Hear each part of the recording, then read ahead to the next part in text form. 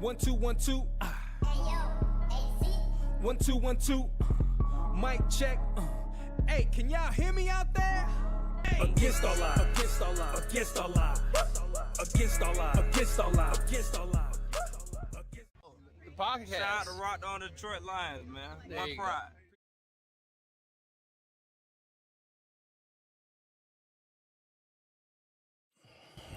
All right. Good morning, everybody. Welcome into the day after, man. It's D-Day today. The rest of the cuts will be happening today before 4 p.m. Working with new equipment today, so things are going to be a little bit off. We don't have any sound bites. I don't even know if this audio sounds good, but we're working with it. So we got a little minor studio upgrade yesterday. It was a bit challenging, but it will be better for the future. So just bear with us. We'll get through it. I apologize if the audio is going to be a little bit off today, but we'll roll through it, man. Just like yesterday was a new era in Detroit, and you can see the way that this team is changing, and you can see the way the coaching staff either values or doesn't value some of the players that had really good preseasons. Some big shakeups yesterday. There were some players that we thought for sure were going to make this roster. However, the question is always this, and I mentioned this all day yesterday. Did the player earn a 53-man roster spot? Or did the player play so well in the preseason that we just thought he did? Right? Was it the best 53 on the Lions team? Maybe. Or maybe it's the best 50. It could be that the Lions are trying to go out, elsewhere and to find some players. So those are the questions we're going to ask today. We're going to find out who's next, why it happened, where it's going. I think we have a pretty good idea of what's coming next, but we can't do it without Eric. So let's get Eric in here. Good morning, buddy. How are you? Hey, good morning. What an awesome day. Yeah, I'm frozen, man. I'm not feeling the greatest today either. Like I told you this morning. Yep. All these new meds last week, and today it finally just hit me like harder than it did last week. But we're going to get through it, man. Yesterday was rough. There's some rough waters out there. There's a few things that you think are going to settle the conversation in Detroit, at least amongst the fans. And I think you know what I'm talking about. Let's go there first. What was the biggest news outside of the Lions roster cuts that happened yesterday to a non-Detroit Lion that now maybe we can just shut the F up about? Well, there's two things, but the first one. Okay, there's two. Is that the Lions fans' hopes and dreams, the SOL fans, their hopes and dreams are dashed as Trey Hendrickson signs his deal with the Cincinnati Bengals. Do I have an applause button on this thing somewhere? There we go. I got one. All right, Trey. Good job, buddy. Way to come through. I knew that you wouldn't end up in Detroit. Thank you, God. I mean, my goodness, what a disaster that would have been. So at long last, the Cincinnati Bengals and Trey Hendrickson have agreed on a new contract. The four-time Pro Bowler had been mired in a lengthy and tumultuous deliberation with the Bengals, but his new deal will give the NFL's reigning sack king a $14 million raise to boost his salary to $30 million in 2025, according to Adam Schefter, making him the fifth highest paid defender for this season. So I want to pivot now. Mm-hmm. Staying on Trey. I'm sure I'm the only one that has said this. I said it yesterday. And I said it yesterday in the Boxer chat. And I'm going to say it now. He got a bump, right? He got a bump. He was the fifth highest paid defensive end this year. Yeah. Or will be. How about a sign and trade? What if all this is getting done so that Trey Hendrickson's market value, right, is now in a position where a team can understand what's going to happen this year? You're now looking at a player who could definitely push the pocket, could definitely get after the quarterback. He's a pretty good dude within. I mean, from everything that we've read, heard, listened to about Trey Hendrickson, pretty good dude, right? So you don't have to worry about the locker room. But now you know it's not a 4-year, $160 million deal. or a 3-year $95 or $120 million deal, right? You know that it's 1 year at what, 30, was it 30 million, 32, something in that range. 30. Yep. 30. So now you know. Now are you willing to F a few picks, knowing it's going to cost you 30 million and you're going to get them for 1 year and you can walk away after 1 year? That was the main argument that I made throughout this whole process. It can't be 4 years, 160. It can't be 4 years, 130. It can't be 3 years, 120. It has to be a 1 year rental that you can walk away from. Now I'm sure that the people that listen to this channel that say that they don't, they're probably going to do some videos later, and that's okay. Right? I could see him coming out already. They're probably already making it right now.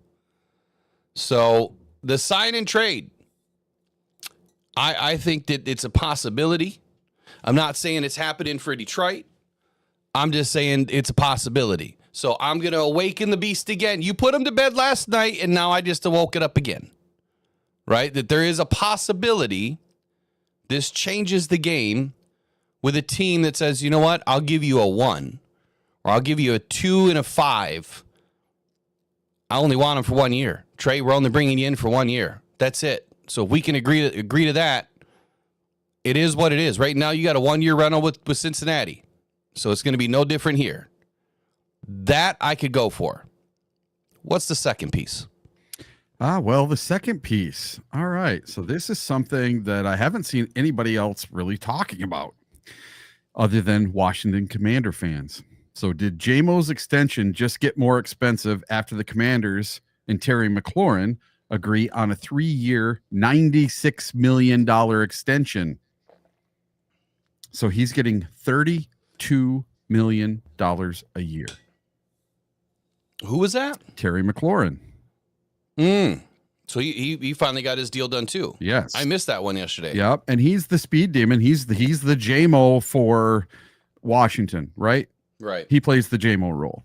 And if JMO puts up the same or better stats than Terry McLaurin this year, that's what his floor is going to be. That's what he's going to want. He's going to want a 3-year, $96 million extension. He's going to want to make that bag. He's going to want to make it, but I think that we have to look at consistency, right? Jamos, this is going to be his first year so far without any issues. Yep. This is going to be his first season. This will be his first year that he can really bank off of what he did last season too. So this would give him an opportunity to potentially string a couple of seasons together and make a case for himself. And again, that's exactly why, if the Lions want to keep him, the Trey Hendrickson, the Myles Garrett, the Micah Parsons, Max Crosby, all the BS that you were wrong about, by the way, not you, Eric, but you were wrong. You've been wrong for 3 years. That's why that can't happen. If you want to keep JMO, that can't happen. Right? If you want to keep Aiden, that can't happen. If you care about Brian Branch, it won't happen. But the minute he does that, so if JMO, when he has a good season this year, yeah, he's going to want to get a bag, but that's why that franchise tag exists. Right? He'll still get a bag. It just won't be $30 million a year. It'll be closer to like 25. Now, I have a prediction about JMO. And I think that Jameson Williams is going to be the very first franchise tag that will be utilized by Brad Holmes and Dan Campbell. I think this is going to be the first time that they actually use a tag on a player. And it's not because the player doesn't want to, go into contract talks or wants too much money or whatever, or is a bad seed or any of that kind of stuff. I think it's just he is in a situation where he has had something go on every year for his first 3 years. Now he's going into his first clean year with nothing going on, no suspensions, no injuries, no nothing. And if he can put it together, well, then the Lions are going to want to keep him around. But he's going to be a little too expensive. So the only way they're going to be able to keep him around and pay St. Brown and pay everybody else that needs to be paid is they're going to have to put him on a franchise tag. And I think he would be the one player who would understand, hey, man, it's okay. I understand it's a money thing. Yeah, I hear you, man. I get it. I'm just trying to get some things up right now to make sure that I have my alerts on. So we had a super chat there, and Attila the Hun gave us a $2 super chat. Thank you very much. And she says, or he says, Eric, where's Bertha this morning? So Bertha's in the house, actually. But I sent Will a funny picture of Bertha climbing on my computer trying to help me do my stuff last night. It was pretty funny. I posted it on social media.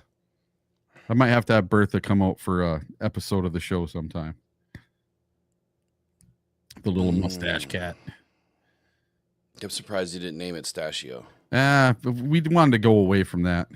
And my wife, Pistachio. My wife is a big Grateful Dead fan, so she wanted it to be a Grateful Dead song. So Sugary was the first name she came up with, and we tried that for a day. It didn't really fit her. So I always imagine the big, giant 400-pound lunch lady with a mustache being named Bertha, you know, putting your sloppy Joe mix on your tray every day. Oh, yeah. Yeah. Yeah, so Bertha is it. Yeah, so that's why we named her Bertha. Okay. I'm just kind of going through a few things here from yesterday. Sure. And I think I want to make sure that the call is there. I know I had a conversation with somebody about the quarterbacks in Cleveland. Yep. And it is what it is now. They've got their three. I knew it wouldn't be anything but these three. It's Shedeur Sanders, Dylan Gabriel, and Joe Flacco. So that's your local, NFL news within the region that they've solidified their room. So I can't remember now who they released. Kenny Pickett got traded for a 5th-round pick to the Las Vegas Raiders. That dude's been traded, 3 times now? Yeah. Yep. And every time it's like a great deal for the team that trades him. Yeah. He's moving around. It sounds like the Vikings, I don't know if you spoke about, or if you're going to speak about this at all today. I honestly didn't even look at the sheet. But with Jeff Okudah, sounds like he's locked into a position there in Minnesota. Oh, really? Yeah. Yeah. What did I have for Vikings today? Let me see. So the Vikings, one analyst believes the Vikings made a mistake by signing Carson Wentz, someone a bunch of Lions fans wanted. Is he a toxic mentor? Well, one analyst warns Vikings made a huge mistake with Carson Wentz. The Minnesota Vikings have signed veteran quarterback Carson Wentz to serve as the primary backup for starter J.J. McCarthy. NFL analyst E.J. Stewart has strongly criticized the move, calling Minnesota the worst spot for Wentz and stating he hates that he's here. Stewart's criticism is based on longstanding reports about Wentz's poor leadership, difficult personality, and character issues that have followed him through his career. I wonder why he's not a Lion. The analyst argues there is nothing McCarthy can learn from Wentz and that he will be a poor mentor for the young quarterback. And the overall sentiment is that the move is a gamble, with the team hoping Wentz's presence won't negatively impact McCarthy's development. So what do you think about that? Did we dodge a bullet by not signing Carson Wentz? I think we did. Yeah, I would say that we did. Man, my audio sounds hot this morning, like really hot. So, does it sound really loud to everybody out there in the chat? I want to try to adjust it a little bit. And my audio doesn't seem to be matching my... Computer Joe says Eric's volume mouth isn't overdriven as Will's, so hopefully you're not distorting. Say that again? Computer Joe put Eric's volume isn't overdriven as Will's, so yours must be a little hot. Yeah, it sounds loud. Okay, let me check my gain. Let me just turn it down a little bit. It's gonna take all week to get it fixed. So yep, it's gonna take some time. We will get there. Though. Bear with me though. So all right, did we dodge a bullet with Carson Wentz? Yes, I think we did. I think we did. I mean, does he have a ton of experience? Yes. Can he win some football games? Absolutely, he could. Would he be the best option behind Jared Goff? Probably. But is he toxic? I've never heard that about Carson Wentz. Not once have I ever heard that he's toxic, that he's bad in the locker room. I've never heard that about the dude. Yeah. I don't know. Maybe some guys just, they print stuff because that's their opinion, right? And they're going to try to drive their narrative. So, oh yeah. Who wrote that? It was it a Vikings writer? Yeah, EJ Stewart. EJ Stewart. Yeah. So he's a Vikings writer, and he didn't like the move. But you got to remember, there's a reason when some of these quarterbacks go from team to team to team to team, and then when a guy sits out the entire preseason and doesn't sign until preseason's completely over, there might be a reason for that. Yeah, it's called he's old, and he's about done with his career, so he's just latching on for a few extra bucks, a couple extra looks, maybe gets an opportunity to get in the game somewhere. That's Carson Wentz's career right now. I mean, his career is pretty much over. And that's just what you see. I mean, a lot of these older guys, a lot of these older vets, that's what they do. That's what they try to do anyway. Yeah. If you're a halfway decent quarterback, which I think that Carson Wentz knows and understands that the quarterback market throughout the NFL for backups is bleak. So as long as he's willing to play, he's going to have a spot somewhere. That's guaranteed. I forget how old he is. He's got to be low to mid 30s. Yeah, 30 something. Something like that. But anyway, let's get into what everyone's here about. Yeah. And that's your Detroit Lions. So yesterday was a very interesting day. As expected, news trickled out. And we started, after meetings were done, you could kind of see the cycle. After 10 or 15 minute meetings with the guys, you'd get, a new cut. And that's kind of how it rolled yesterday. About every 15 to 20 to maybe 25 minutes, we were getting a new cut. So here's your full list of all of your Detroit Lions that were cut yesterday. They started the day off at,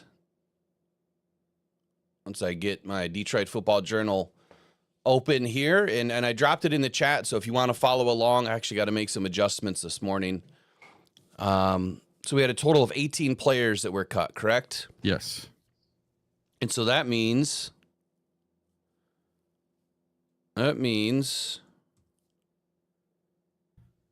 there's 72 players left on the roster. And I believe that means there's 19 moves left to do. And so far, I am 13-5. I have 13 wins and 5 losses on this year's roster. Some shockers, right? I think the biggest shocker was Dan Skipper. We'll talk about that in just a few moments. The second biggest shocker to some people was Nate Lynn. Not a shocker, Broderick Martin. Now, again, expecting some of these players to come back to the practice squad. We'll dive into some of that.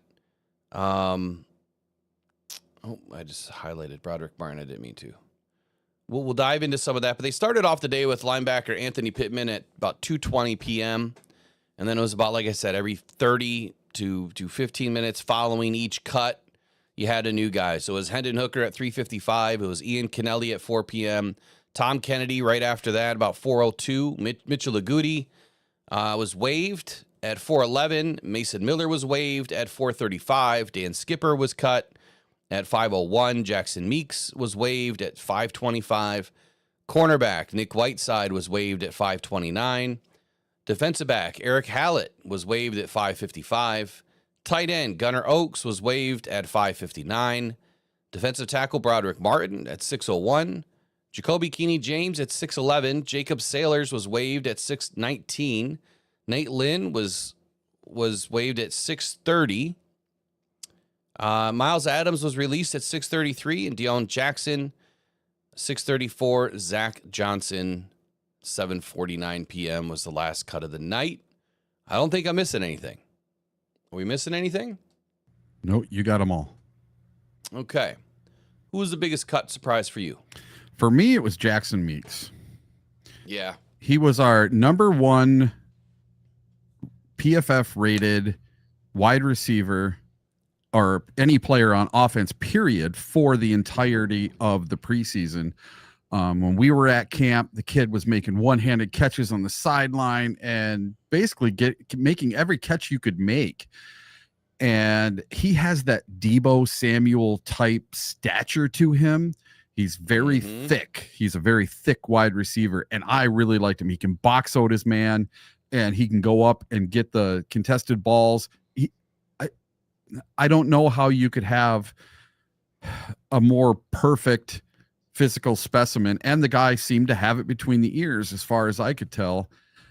So it was very weird that they let him go so early, and I will be very surprised if he does not get claimed, and if he does not get claimed by one of our divisional opponents, like let's say the Vikings, who are in desperate need for a wide receiver. The Packers or are the more desperate Packers need, are they not? No, the Vikings are super desperate because their 2 starters, JJ McCarthy and the other guy, are both hurt, and then everybody else is out, and they are desperately trying to trade for Adam Thielen with the Carolina Panthers, and they've gotten all the way up to a 4th round pick, and the Carolina Panthers won a 3rd round pick for him. Well, he's going into the last year of his contract. He was contemplating retirement. He's 34 years old. He missed 7 games last year. So the Minnesota Vikings are in desperation mode to get a wide receiver because Jordan Addison is suspended for the first 3 games. JJ McCarthy has to have someone to throw the ball to. Well, I guess he doesn't. He could just play like he did at Michigan and hand the ball off all the time. I can't believe you just said that. That's awesome. Michael Garrity's going to be so mad in the chat. That's all right. I mean, it's true. All right, so all right, so here's where I'm at. Let me get you guys up to speed on the waiver process here, just so it kind of makes sense. 4 o'clock tomorrow, or 4 o'clock today is the deadline. All teams have to be down to 53. And so after that, waived players become available for claims. Teams will start to submit their claims on Wednesday morning, and then by noon, the league will announce who won what. Now, your Detroit Lions finished, what, 27th, were they? 27th last, and I think our waiver claim is 27th right now. Is it really? Or we're close to, we're near the bottom. Yeah. Right. I think we're at 27, which means 27 players are going to go before we get a shot. Could one of them be Jackson Meeks? Right. Could one of them be Nate Lynn? And could one of them, be Miles Adams? Does he end up back in Seattle? Actually, I think Miles is a vet. You can't claim your own players though. Miles is a vet. No, so they have to wait 24 hours. Yeah. The Lions have to wait. They won't be able to do anything until they clear the 24-hour rule. I was not surprised by Hendon Hooker. I think that Anthony Pittman was a numbers game, even though I do believe that he'll be back. Matter of fact, let me get my practice squad out. So when I put all this up yesterday on the Detroit Football Journal, the guys that I'm expecting to see back on defense: Mitchell Agood, Broderick Martin, Chris Smith, Isaac Ukwu, Nick Whiteside, Anthony Pittman, Miles Adams on defense, which is all defensive tackles, 1 corner, 1 linebacker, 1 DT. They'll probably try to keep more corners, honestly, than they would defensive line. But then again, they might keep more defensive line and corners, and you might forego some guys on the other side of the ball on the offense, which they tend to do. The Lions usually are 70-30 or 60-40 offense to or defense to offense in the practice squad. On the offensive side, Dominic Lovett hasn't been cut yet, so he was on my practice squad. That's now Jackson Meeks for me. I'm expecting him to come back. Kingsley Egwakun, he has not been cut yet, but he is somebody that I'm expecting on the practice squad. Mason Miller has been cut. He is someone that I expect to come back. Jacob Sailors and Zach Horton, I expect those guys to come back. Craig Reynolds has not been cut. I expect him to come back. Tom Kennedy has not been cut, right? Tom's cut. Yeah, Tom's cut. I expect him probably to come back like he does every year. Hendon Hooker, expect to see him back unless he's obviously claimed by somebody. Hooker's the one I don't see coming back because Brad said Hooker. Hooker, I don't see him coming back to the practice squad, and here's why. Because when Dan did his press conference the other day, he said this kid might benefit from a change of scenery. So yeah. I think he's gone. I don't think he's coming back. That came out after, obviously, I did my practice squad. So I didn't change. Yeah. I didn't change my practice squad, in the last minute because of that. I probably should have. But that's what I did that on the 24th. I was locked in on the 24th. I didn't make any changes. And we'll just see where it rolls. Last year, I think I got 48 of 53 right. I think, and so I'm right there right now if I don't miss out on another one. But we had some shockers. Yeah. Like Skipper. I wanted to play some audio for you guys this morning, but with the new system, I don't have anything going. I don't even know how to add audio to this thing yet. This thing it's a badass piece of machinery. And it does a lot more things. Like you might be able to actually hear phone calls now and be able to talk back to them. When you figure it out, you let me know because I have the same one. So, well, no, and that's it'll work. Trust me. Yeah. And I had a long conversation with Rode last night. Somebody I was talking to in Australia was helping me get a few things handled. So anyway, Skipper, no longer reporting in Detroit, but is he going to come back? And here was my take on Skipper this year. I didn't dive deep into him in any of our morning shows or any conversations and videos because quite simply I suck and I haven't done any videos because I've been so damn busy. This one doesn't hurt as much when you look at his play. Skipper is so rigid, right? And see, this is the divide of the fan base that I'm going to talk about. You have one set of fans that's going this way, and you have one set of fans that's going that way. This side of fans, heavy heart, right? Their heart is into it. Their heart is into the players, and they're emotionally attached to these guys. Then you have me on this side and others that are, yeah, we love the dudes, but at the same time, I'm a little bit more analytical and logistical with the fact that just some of these guys probably shouldn't be on the squad. After watching the preseason, watching the tape, going to practices, I did not feel that Skipper was going to be cut unless Manu significantly played better than him. And what have you heard all year? That Manu is trash. And Manu hasn't played well. I didn't see that. People look at the snap counts, and I think that they look and say, okay, well, they played, the entire fourth quarter and third quarter, they're going to get cut. I think the exact opposite. I think that some of those players need to get their time, right? This is the best time for these players to get their reps. Why? Because this is the last time they're going to get reps. If you're on the bottom of a roster, you're not playing the rest of the year. So this is the time where the coaches can get their evaluations in and see how this player is growing. So the more snaps they get in the later round, in the later, part of the game, that's more evaluation time. Now, it's not for every player. Some players are getting more time because the coaches have questions, right? And just like the, in the draft, your top 30 visits. Sometimes you got guys that come in a few times because, they can only have one top 30, but you know what I mean? They have more contact, whether it's from the combine to a pro day to a top 30 visit, and then you can have phone calls with the guys after that. You can have Zoom meetings with them as many times as you want. You can have more contact with the guys. It doesn't necessarily mean that player's hot, on the trail for the, for Brad and Dan. It means that they have more questions sometimes that, do we really want this player? I got this other question now. I need to ask him, what's going on here?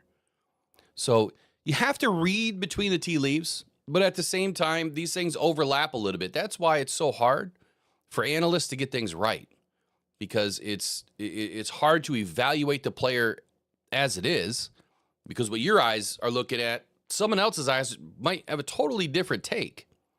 And then it's the process. What is Dan and Brad's process, and how does it differ from everybody else in the league? How is it the same? What I will tell you about Dan Skipper is he looked really rigid this year. Really rigid. He was getting beat cleanly in practice and in preseason. I don't remember which game it was that I thought I saw him in, but he was standing there like, I don't know, man, like a giant refrigerator. Just not moving. You know, if you ever move your refrigerator and it just doesn't move fluid, you just kind of one side, the other side, one side. That's what Dan looked like to me this year. Just really rigid. But he's a fan favorite. And that's why so many, fans' hearts are kind of melted today over the fact of the reporting thing. So, Eric, you brought up some things about some teams potentially eyeing Dan Skipper. We got rumors, we got fact today. Yep. So I have two things, and I saw the chat going kind of crazy. And while I'm talking about this, check out what I just put in the in-stream breaking news and notes. Oh, I don't even have the damn sheet open. Sorry. Oh, okay. So you want to just go for it? Nah, we'll do this first. I'm going to talk about Dan Skipper. We're going to stay on topic. So here we go. Dan Skipper, could he land with the Chicago Bears after a shocking cut from the Lions? The Bears' depth at left tackle right now is not super inspiring, especially if you're unmoved by the team appearing ready to start the season with just Ozzie Trapilo backing up their starter, Braxton Jones. Jones is an excellent pass protector and run blocker, having only allowed 2 hits last season. Trapilo is an unproven rookie, and he'd be called upon if any injuries were to stop Jones from suiting up. So there's the Bears take. The Bears are really hoping that they can land some of the Lions scraps. But then I was looking around the internet and I found something else, another team who would love to have Dan Skipper on their team. And this one was kind of surprising to me. So the Green Bay Packers, this is what their writer had to say about Dan Skipper. Stealing Dan Skipper from the Lions would be a double victory for the Lions. The Lions informed Dan Skipper that he was released on Monday. Skipper has spent almost all of his 7-year career with Detroit, where he grew as a fan favorite for his efforts and as an extra offensive lineman in heavy sets and even as a pass catcher. He had 2 catches for 13 yards and a touchdown in the past 2 seasons.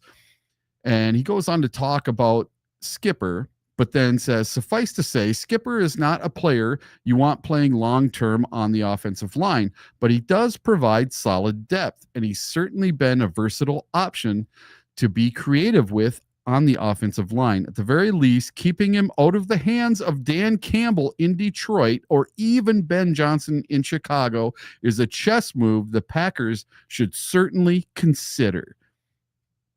So what do you guys all think of that?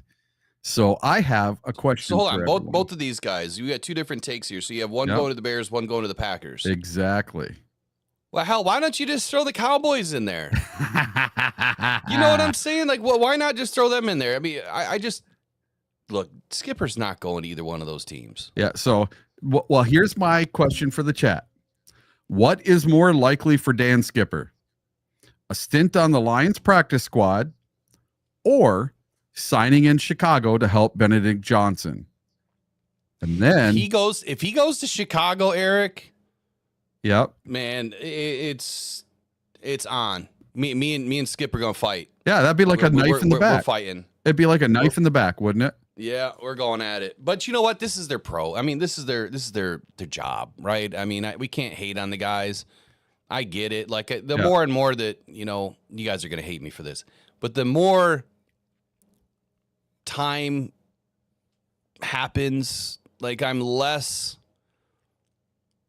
mad at Ben Johnson because he took an opportunity. I think, yes, it was bad enough to go to an NFC North foe, but it's their job, right? I mean, that's what they do, and those jobs don't come open very often. However, part of the reason why I'm less and less mad is because I think he's going to suck, and I think the Bears are going to lose.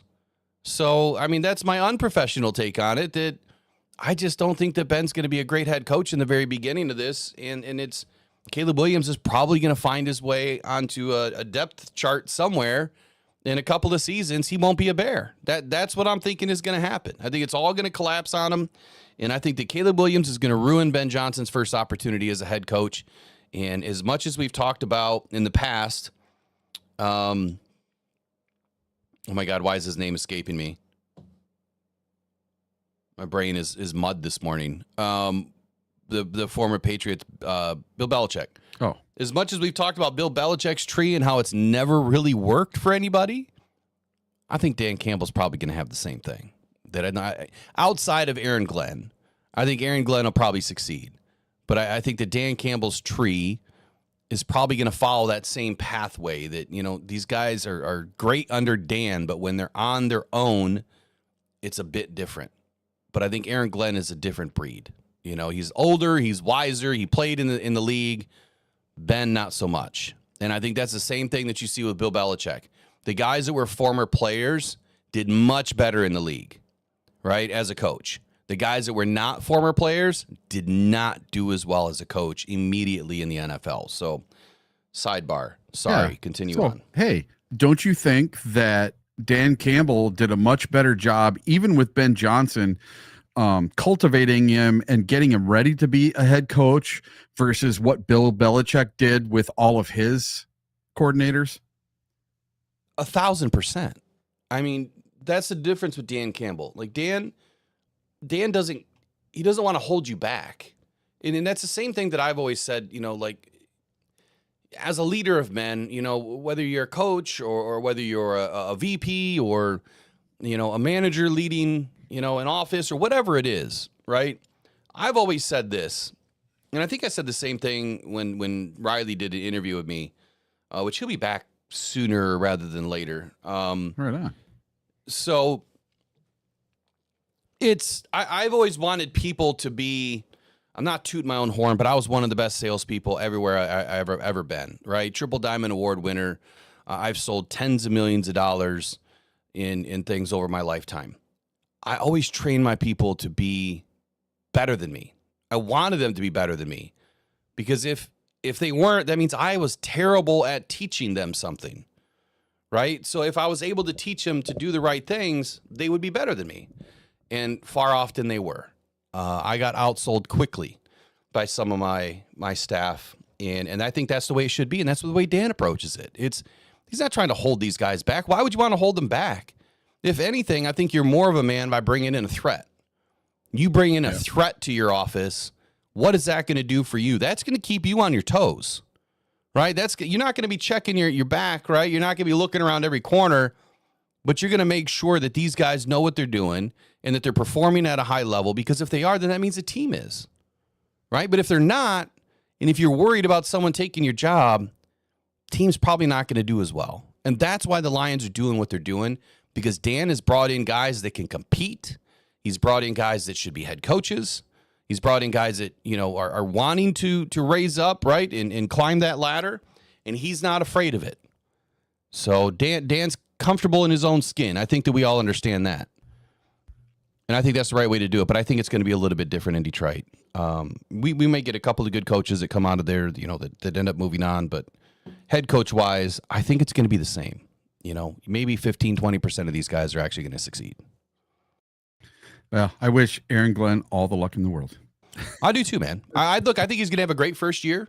Yeah. I think they've already shown it in the preseason, but again, it's preseason, right? Where did the Bears finish in the preseason? Weren't they? Were they 2-1? They were 2-0-1. So they did not lose. Oh, they had a tie. That's right. Yes. So they are undefeated for the second year in a row in the preseason. They are the preseason Super Bowl champions. So if my memory serves me right, and by the way, we've got a couple hundred people in this morning. Do us a quick favor. If you guys could all tap that like button real quick, I'll turn the ads off for you. Let's get it pumped up to about 140 likes, 150 likes, something like that. We'll get these ads off. The goal is 75 by 8:30 in the morning. I know we started a few minutes late, so 8:45. We still got some work to do. Appreciate you guys. If you haven't subscribed, help us out this morning. Be part of the show. Be part of the future of the show. And join one of the best Lions communities there is out there. I tell you, it's some of the best people on the planet. And if you do decide to become a member, you'll get access to the Voxer chat, which you can just ask the members, man. It's It's off and running. There was over 500 messages yesterday in the Voxer chat. People just, I mean, talking Lions. So you can turn it off. You don't have to worry about, your phone going crazy, but it's good. It's a good place to be. Yeah. We were talking about Dan Skipper, and someone in the chat, it's too far up now, I can't find it, but they were asking, since Dan Skipper is a veteran, does he have to clear waivers, or can he just sign with any team he wants? He does not have to clear waivers, so we don't have to worry about that part of it. And like Will and I were discussing the other day, Dan Skipper could have a handshake deal in place already to go to the practice squad tomorrow or this afternoon or tomorrow after the 53-man cuts are done. So I think 24 hours after the initial 53, then you can come up with your practice squad. Yes, so that's been a big part of the conversation, leading up to yesterday, was how many of these players have the handshake deal. We've seen it, and I construct my roster kind of based on that. This year, I kind of went away from that on a few players. But when you look at the vets, when you look at my 53, I have guys like Jamarco Jones on the roster, and that's a player that you don't necessarily need on the roster if he has a handshake deal. Coyote Owasika, same thing. 4-year vet, you don't need him on the roster if you have a handshake deal. When you go back and look at who's made the roster in the past and who hasn't, Dan Skipper. There was someone in the chat that said he was cut in 2019. Dan Skipper, I think, made the roster for the first time. Was it last year? Or was last year the second year in a row? I thought 2021 was the first time he made not 2022 was the first time he made the roster because it was on Hard Knocks, and wasn't that the first time that he actually made the... Yes, because he's been around forever. Yeah, because he cried and everything, yeah. He keeps trying, finally gets it. All right, I was going to look at how many years he's made the roster. I can't remember. If you guys know, great, but I'm not gonna spend all morning on Dan Skipper here. Look, I love the dude, man. I think he's been a big integral part of this team. Obviously, he's one of those glue guys that you want on the sideline, and I think that there's an opportunity for him to be back. So you brought up the handshake deal. He's one of those guys I did not expect to see cut. However, now that we're looking at the offensive line, I had Taylor Decker, Jamarco Jones, Giovanni Manu, Christian Mahogany, Coyote Owasika, Graham Glasgow, Tate Ratledge, and Michael Neese. That's my 10 guys on the roster. Now, all of those guys have not been cut yet. I'm sorry, Penei Sewell, obviously, and Dan Skipper. None of those guys have been cut except for Dan Skipper. So it's either the Lions are going to keep 9 this year, and they're going to try to add a player somewhere else, or there's going to be some backups like Kingsley that could make this roster, and maybe the Lions are looking at a priority backup for Graham Glasgow. And see, that was the hardest part of doing this, is we don't know the extent of Graham Glasgow's injury. It was never reported. With the full extent, it's always a little while, right? Could be down a bit. It's the coach speak that Dan has learned how to use over the last couple of years, and I hate it because in the beginning he was an open book and I was able to nail everything. But now he's regarded with what he says. So it could be Kingsley now makes this roster. I've had Kingsley on my roster and off my roster in the last week. If you check out this article here, I'll drop it into the chat. Do me a favor, subscribe to my Substack. It's free to subscribe. I will do more writing. I don't write every day like media does. I try to do bigger, longer segments on topics that I feel are a little bit more important, and we try to also cover some of the same stuff. But what I'm not going to do is I'm not going to print, what everybody else prints. Like, what's the point? You know what I mean? Like, you get 10 articles of the same thing every day, and then you get it 10 times a day. I'm not going to do that. I'm going to print what I think is meaningful information, not so much all the updates, because we kind of cover that here, right? But some of the bigger stuff we'll put there. So it's free to subscribe. Would appreciate having you guys all there. It would be wonderful to grow the Substack. It's been growing. which it's fun to watch, but I have to be more consistent. So, all right, let's move on to probably one of the other cuts that was surprising, not surprising. We talked about Hendon Hooker a little bit. Yep. Not surprised, really. I mean, I think we kind of expected that. Tom Kennedy, not surprised. Anthony Pittman, again, it's a numbers game. I think that we have our 6. And my 6, obviously on my roster, which you need to send me your written roster so I can add it. So I can add it to this if you have your written roster. I just had it at the top of the sheet that I sent you. It's still there? Yeah. Okay. Thank you. Mm-hmm. Linebackers, obviously, I still have Alex Anzalone, Jack Campbell, Derek Barnes, Grant Stewart, Zach Cunningham, and Trevor Nowaski in. I had Malcolm Rodriguez and Ezekiel Turner going to active pup or IR to return predictions before cuts. That's a line that I put on my roster this year in the article. And all that means is that Malcolm is going to transition to a different list, and Ezekiel Turner, I have no idea. Did he suffer an Achilles injury or not? That's what he said on his Instagram. Right, and so if he did, then it's possible that he could go to a list. I'm not a big fan of Turner. I mean, he's getting better. I'm just not a giant fan of his play, but that's just me. Snoopy the Lion just put in Skipper his cuts in the chat. He was cut 19, 21, 23, and 25. So he made the roster in 24 and in 2022. Yeah. Thank you for the update, man. And I think he played somewhere else in 2020, if I'm not mistaken. He started with the Colts, didn't he? I think so. Yeah. I honestly, I don't remember. Pretty sure. All right. Who else was a surprise cut for you guys? Let us know in the chat. Grab my attention today. If you have a big question, if you have any breaking news that we don't see, put it in caps. That part we allow, like the caps is so you can communicate directly with us and the mod members if there's something that we need to see, if there's something super important. And how about Mitchell Agood? Was he a surprising cut to you? No, not really. That one didn't bother me as much as the Nate Lynn cut. Okay, let's talk about Nate Lynn for a minute. You mentioned something off air this morning. Yes. Does Dan just not care about PFF? Does Brad not? Yes, he doesn't. Yeah. Right? And he's said as much in one of his press conferences in the last year where he specifically kind of called out PFF. However, I guarantee you they have their own ranking system, right? Much like I built my own. I built my own ranking system for the draft. And it's almost like a RAS score, but it's a little bit different. It goes a little bit deeper. They have to have a ranking system. You have to know how many pressures and sacks and everything else a guy has. I mean, you have the box score. Like, the box score is the box score. But if you're going to evaluate a guy and their pressures, you have to utilize something like PFF unless you have your own internal analytics team. I don't know why a team would pay for their own internal analytics team when you can utilize PFF's, numbers at least. You can watch your own film and say that was a pressure, that wasn't a pressure. We don't know, again, if each team identifies a pressure differently.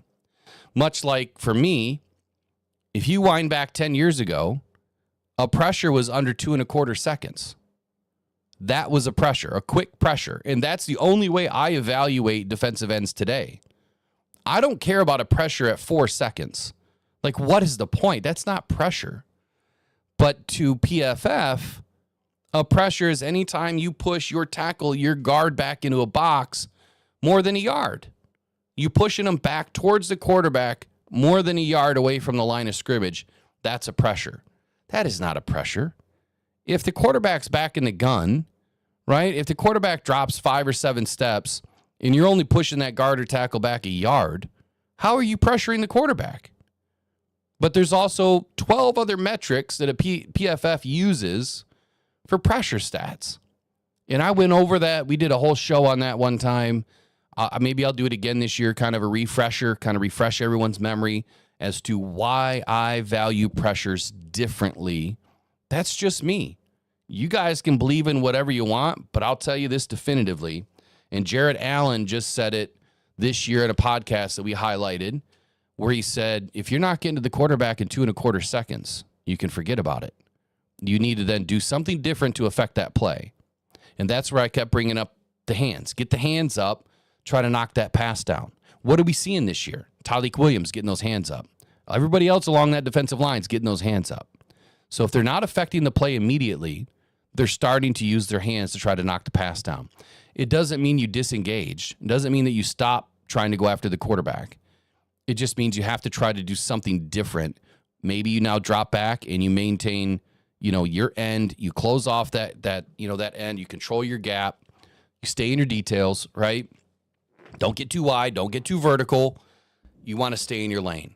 And a pressure for me at 2.25 seconds means that you can affect the quarterback, because a quarterback like Jared Goff, who doesn't have legs, right? The guy doesn't move. He can get the ball out in under 2.5 seconds. So if the majority of pressures, which is true, if the majority of pressures are over 2.5 seconds, the ball's already out. You're not affecting the quarterback, but you just got 20 pressures in a game. Like Aiden getting 20 pressures in a game. To explain how that makes sense, right? It doesn't. It doesn't make sense. So I go back and look at all the quick pressures, and that's how I'd evaluate. So Nate Lynn, where we started in all this, you have to excuse my little diatribe there. Performed well. Like you said, Eric, he was the highest graded PFF guy for the Lions. What was he league-wide? Do you know? I don't know. Throughout the league, I don't know. But for the Detroit Lions, he was the number 1 rated player throughout the preseason, if you put all 4 games together, by PFF.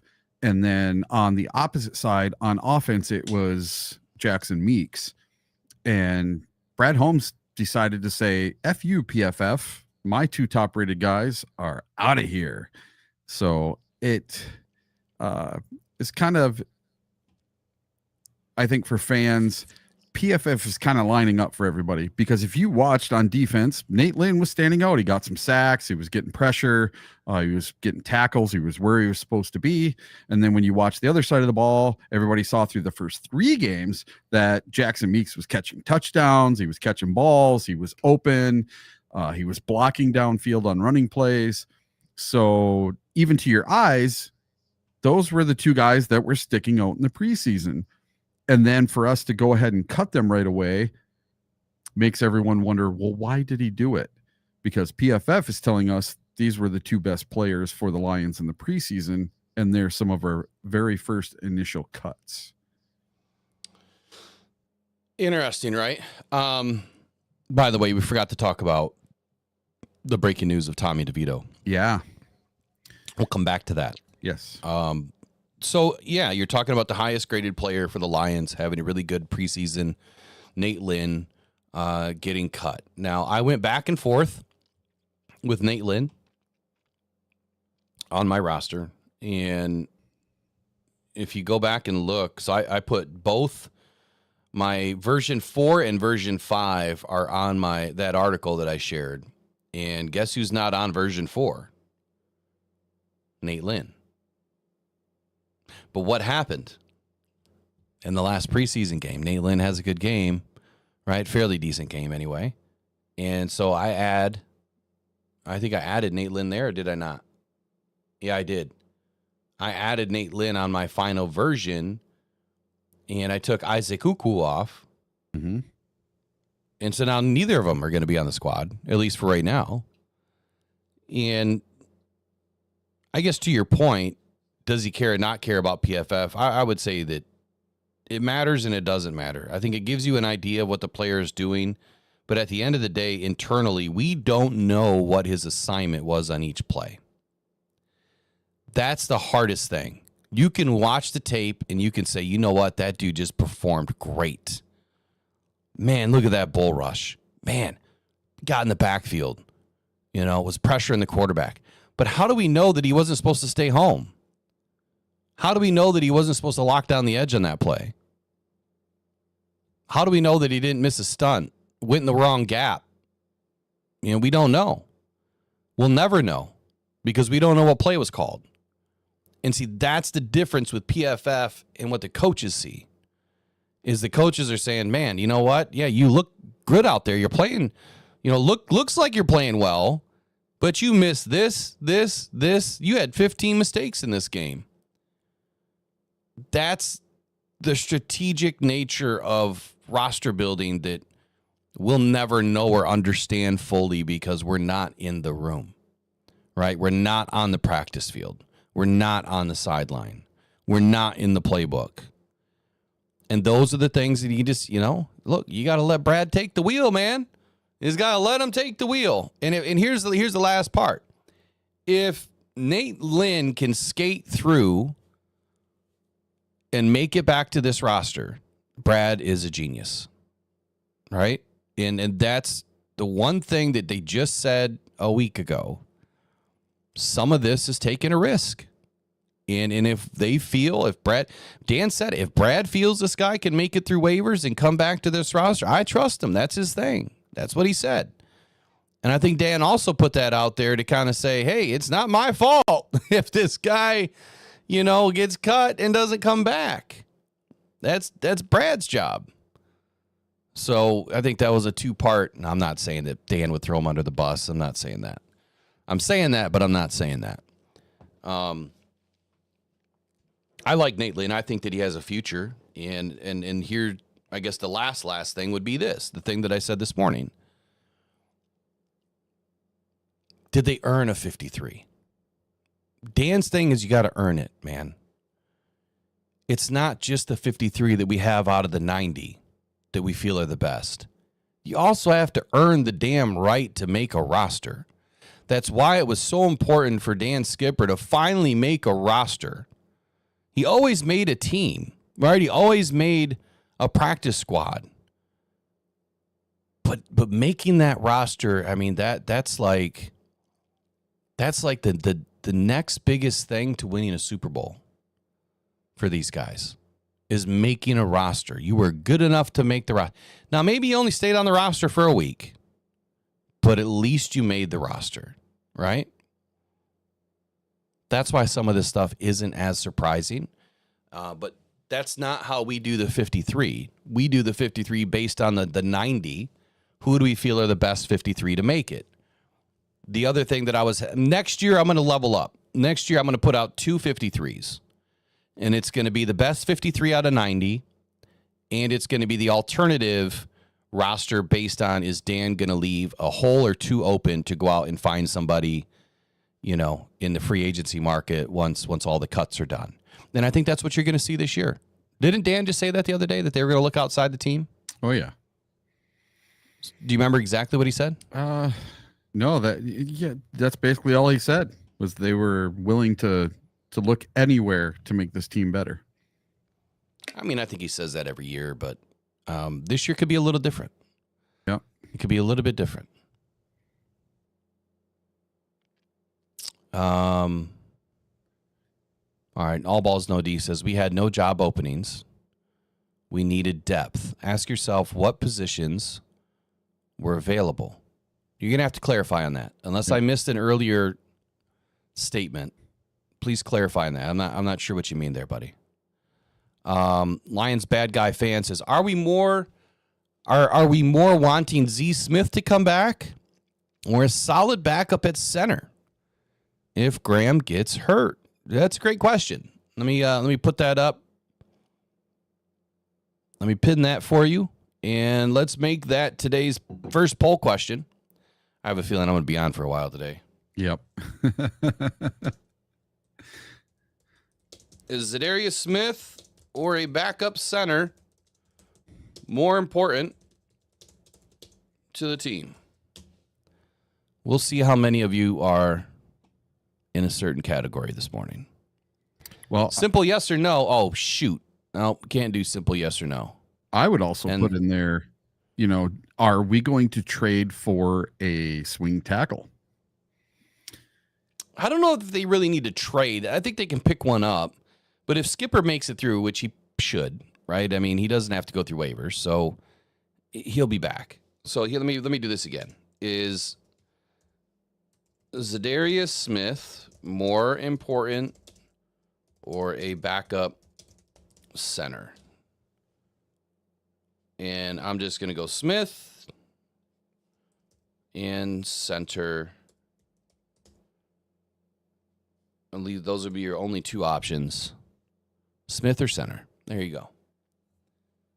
Yeah, I was just looking on X, and Mike Payton just put up an article talking about the Lions potentially doing a trade with the Texans, who they just spent the week with, and sending a 2026 sixth-round pick for former second-round pick Cam Robinson, who is a left tackle, but could be your swing tackle and take over that spot left by good old Skipper.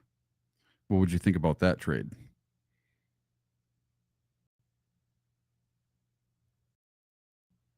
Yeah, I'm highly distorted this morning. Let me turn myself down a little bit more.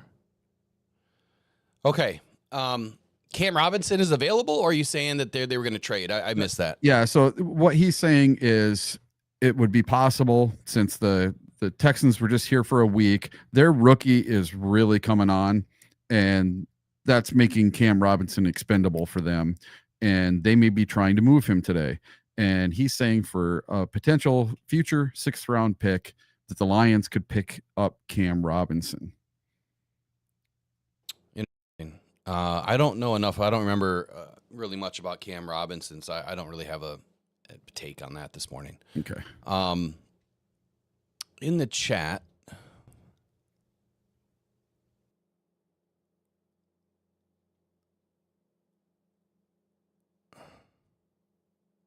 okay, so all balls, no D. I think what he's trying to say is that we didn't really need any positions that were obviously our. Tell me if I got this right. That our starters were set, right? Yeah. We had a full team ready to rock and roll. We just needed depth. I would agree with that. Kind of said that at the beginning of free agency, especially when everybody came back to the team, that this team was loaded, and depth was the only thing that the Lions were looking at acquiring or cementing on this roster. And I would say that you're correct there. So do we really need any starters? No, we don't. We just needed some really good depth behind our starters, because you're only as good as your depth, right? To quote Dan, you're only as good as your depth. I believe in that wholeheartedly. And we saw it last year, how it all played out. So will Davenport make it more than 5 games this year? Absolutely. Yes. Yes, he will. Yeah. Yes, he will. Full faith by me this year. Yeah, Nate, I don't have a tan, dude. Something's wrong with my camera this morning. I tried to adjust it. I'm not this dark. Trust me. I wish I was. I'm probably looks terrible. All right, so surprising cuts, Broderick Martin. Are we surprised here? I wasn't so much surprised. I think he had a good preseason. I think he's been doing good in camp. He had a small injury. He was out for about a week. Came back, played in the preseason games, did okay. He was never in the top. He was never in the bottom for PFF numbers. He was kind of in the middle. And I think that's progress for him. But it's just not enough progress that he's going to make the 53 this year. So I really think that they put him as a waiver, because I don't think anybody's going to pick him up, because he's still a project. But I think he is the one project that I think the Lions are going to put on their practice squad. He is one that I think comes back. So I can't throw away my Broderick Martin jersey just quite yet.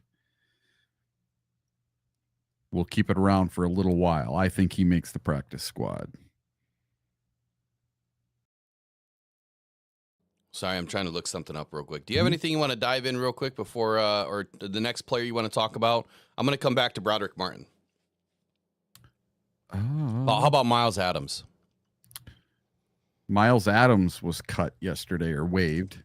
And I think he would be one that would seriously garner attention for the practice squad if he doesn't get picked up by someone else. Maybe the Rams try to get him back, but that's another one where he's got a few years of service, so I don't know if he was waived or if he was cut. I don't have that list up in front of me.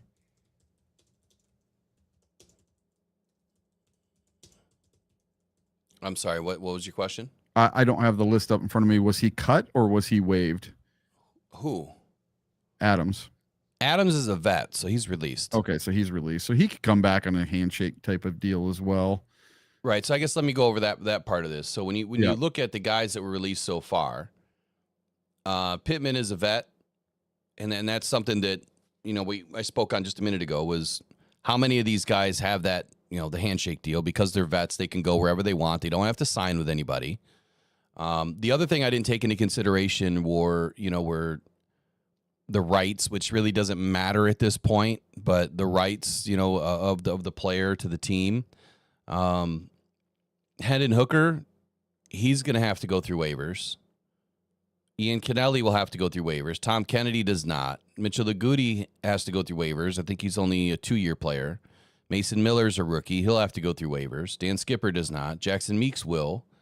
Nick Whiteside will have to go through waivers. Eric Hallett, I'm pretty positive he got waived, right? I can't remember how many years he's been in the league. Yeah. And like all balls, no D puts Broderick Martin is going to be picked up before he comes to the practice squad. In my opinion, no. I think he makes it through. I don't think he's done enough. He's a former 3rd-round pick, and any team that picks him up, they are going to have to pick up his salary. And do you want to pay for a former 3rd-round pick salary? That's going to be pretty expensive. His salary's not that bad. Yeah, but it's going to be a lot more than someone you could get much, much cheaper. A UDFA or someone that actually put some numbers up in the preseason. He's a project, and I don't think another team is going to want to have to pay for that. Yeah, so Eric Hallett's only been in the league 2 years, so he was waived. Broderick Martin, he's only been in the league. This will be his 3rd year. Had to be waived. Yep. Jacoby Keeney James, he had to be waived. Yeah, he's a rookie. Nate Lynn.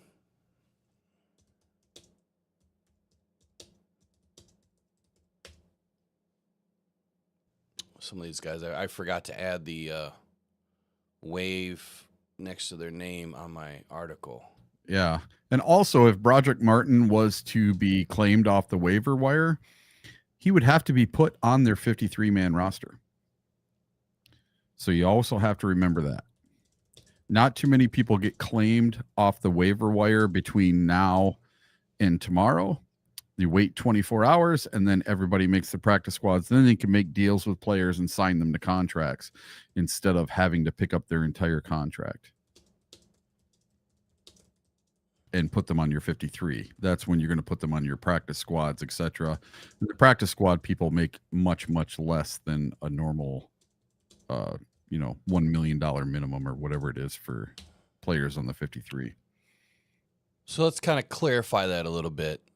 When a player is waived and then claimed, the new team does inherit, like you said, the full existing contract, same salary, same terms, no renegotiation. Yep. The 53-man roster requirement is the team that's claiming the player must place them on the 53-man roster. He cannot go directly to a practice squad.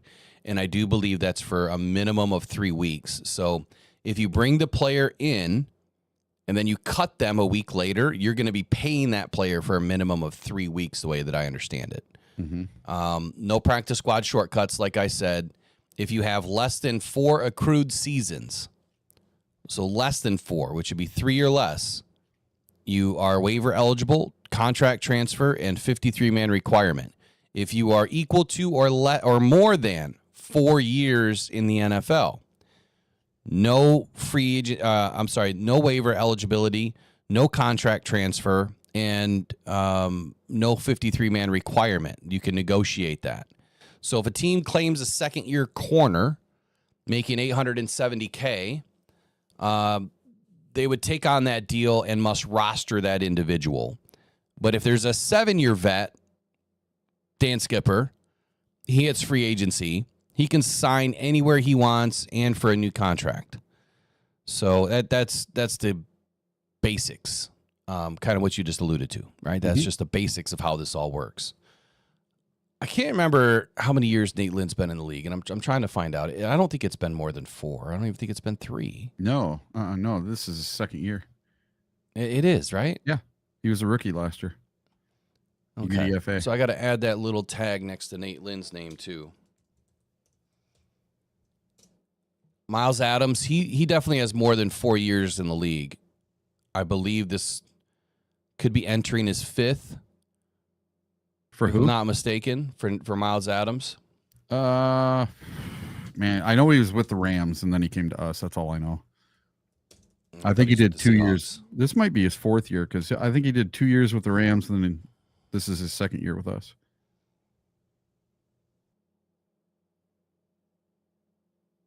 Could be wrong. I thought that he was with the Seahawks. No, he was with the Rams, wasn't he?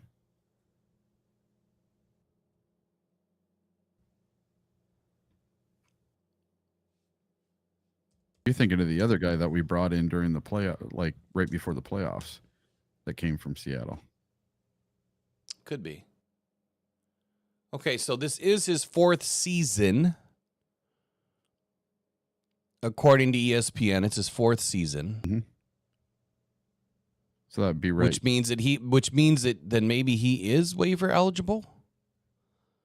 Well, he hasn't completed 4 seasons. Right, if he hasn't completed, but if he's completed 3, I mean, the way that this says, if it's equal to 4 or more, it's no waiver eligibility. So, then this must mean that he is waiver eligible, if I'm understanding it. Yeah.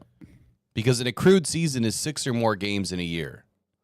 You have to be rostered for 6 or more games in a year. There hasn't been any games this year.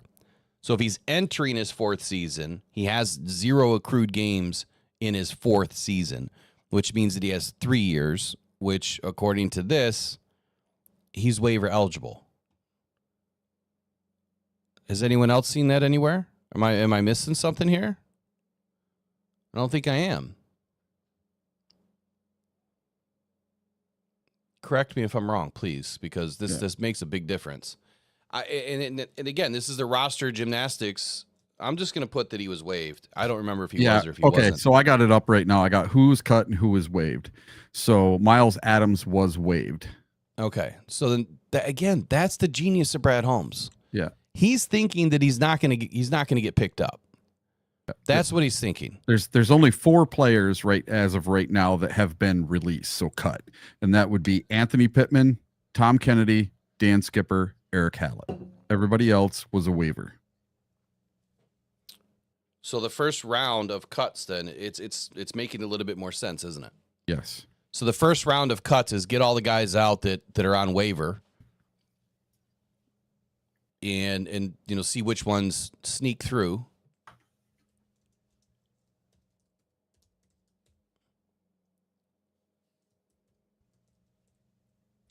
Got to remember, only a very, very small percentage of players that are waived, because there's over 1,000 players that get waived during the next, 8-9 hours now. And a very, very, like a super small percentage of those players actually get claimed. All these teams, most of them are willing to wait. They're willing to wait that 24-hour grace period and then make deals with people and just put them on their practice squad. Oh, shit. Sorry, ads are on. Let me kill them. Oh, yeah, we got over 100 likes this morning. Good on you guys. There we go. Sorry, I failed you. Likes are off. Or likes, no, likes better be on. Ads are off. Ads are off. Yeah, we're My up to apologies. $1.27. Pretty good today. Nice crew today. I love it. All right, so let's keep going through this roster here. Now that I've got that updated. Is there really anybody else that shocked you? That shocked me. Like Jacob Sailors. Like I seen some comments yesterday. People couldn't believe that Jacob Sailors got cut. And my comment to that is, why? Oh, I saw that coming a mile away.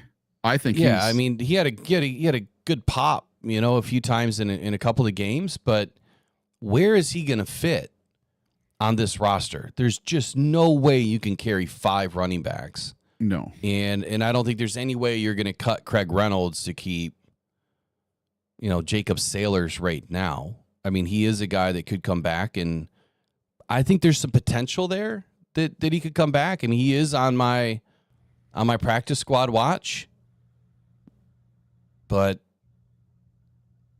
that's one of the guys that I think probably is less likely to come back, at least for right now. We'll see where it goes. It all depends on what the Lions do with Craig Reynolds. I'm throwing it out there. I think that Craig's going to get cut. Traded? Well, not traded. I think he's going to get cut. And the problem that I see now, looking at this roster, let me get my 53 open on the spreadsheet here. So far, Jackson Meeks, let me highlight him. He's gone. And Skipper's gone. Those are the only 2 guys on my offensive side of the football that are gone right now. That's it. Only 2. I lost 2 there. On the defensive side of the football, I lost Nate Lynn, which I still don't know why I put him in, but I did. And Eric Hallett, again, a guy that I said all week and all preseason I wasn't high on Eric Hallett, but I still put him in. Yeah. Because I was trying to fill 53. As opposed to sticking to my guns and leaving a couple of spots open. So I'm going to change that, like I said, for next season.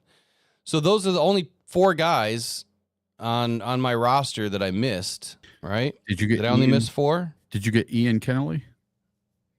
Oh, there he is. Ian. Yep, he's gone too. And that was a surprise to me. Ian Kennelly really came on, especially in the safety spot during, OTAs, practices, and the preseason. So that one was kind of a surprising one to me. I thought that kid, where did he go? Grand Valley State. I really thought he was going to catch on with the Lions. I really thought that he was going to make it. So that makes it very interesting on who they must really like Maddox or Rock Ya-Sin to fill in that safety spot if something happens to Brian Branch or Kirby Joseph this season. So here's what I am going to do. I'm going to add a new line on my 53 that says new additions, post day 1 cuts for the offense.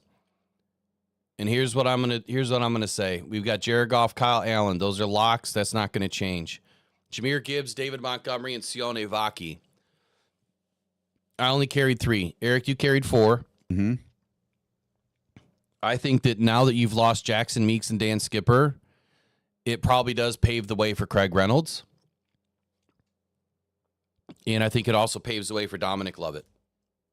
I think Dominic Lovett is now a lock on this roster. Yeah. And like I said yesterday, I see growth in Brad Holmes. You let me know what you think. Definitely in the comments later in the chat right now. Do you think that Brad Holmes has grown this year because he's walked away from some players some 3rd-round picks, right? You would think that those are pretty big picks to kind of screw up on, right? Did he really screw up? Probably not. I mean, those drafts only had so many players available for the type of player that we needed at the time, and Broderick Martin was one, right? He was one. Hendon Hooker was another. Colby Sorsdahl was another, right? Wasn't Colby a 3rd-round pick as well? And I don't hear fans melting down over Colby Sorsdahl, but they want to melt down over Broderick Martin. I don't hear them melting down over Hendon Hooker, but they're melting down over Broderick Martin. So there's 3 third-round picks. I'm pretty sure Colby was a 3rd-round pick. The question is, does it matter if the player works out or it doesn't? Does it matter where they're picked? Probably not. And the reason why is when you look at the roster, well, we have a 4th-round pick that is a top 5 player in the NFL. His name is Amon-Ra St. Brown. You didn't expect that to happen.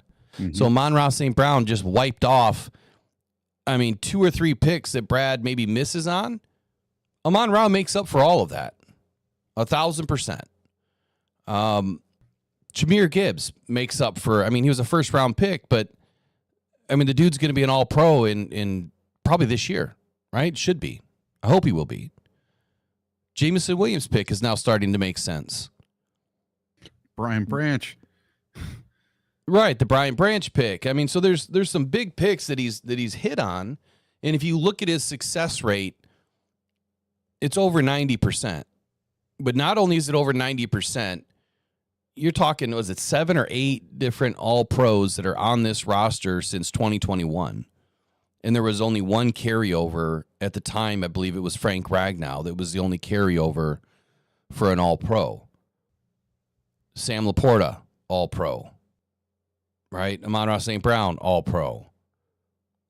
Penei Sewell, All-Pro.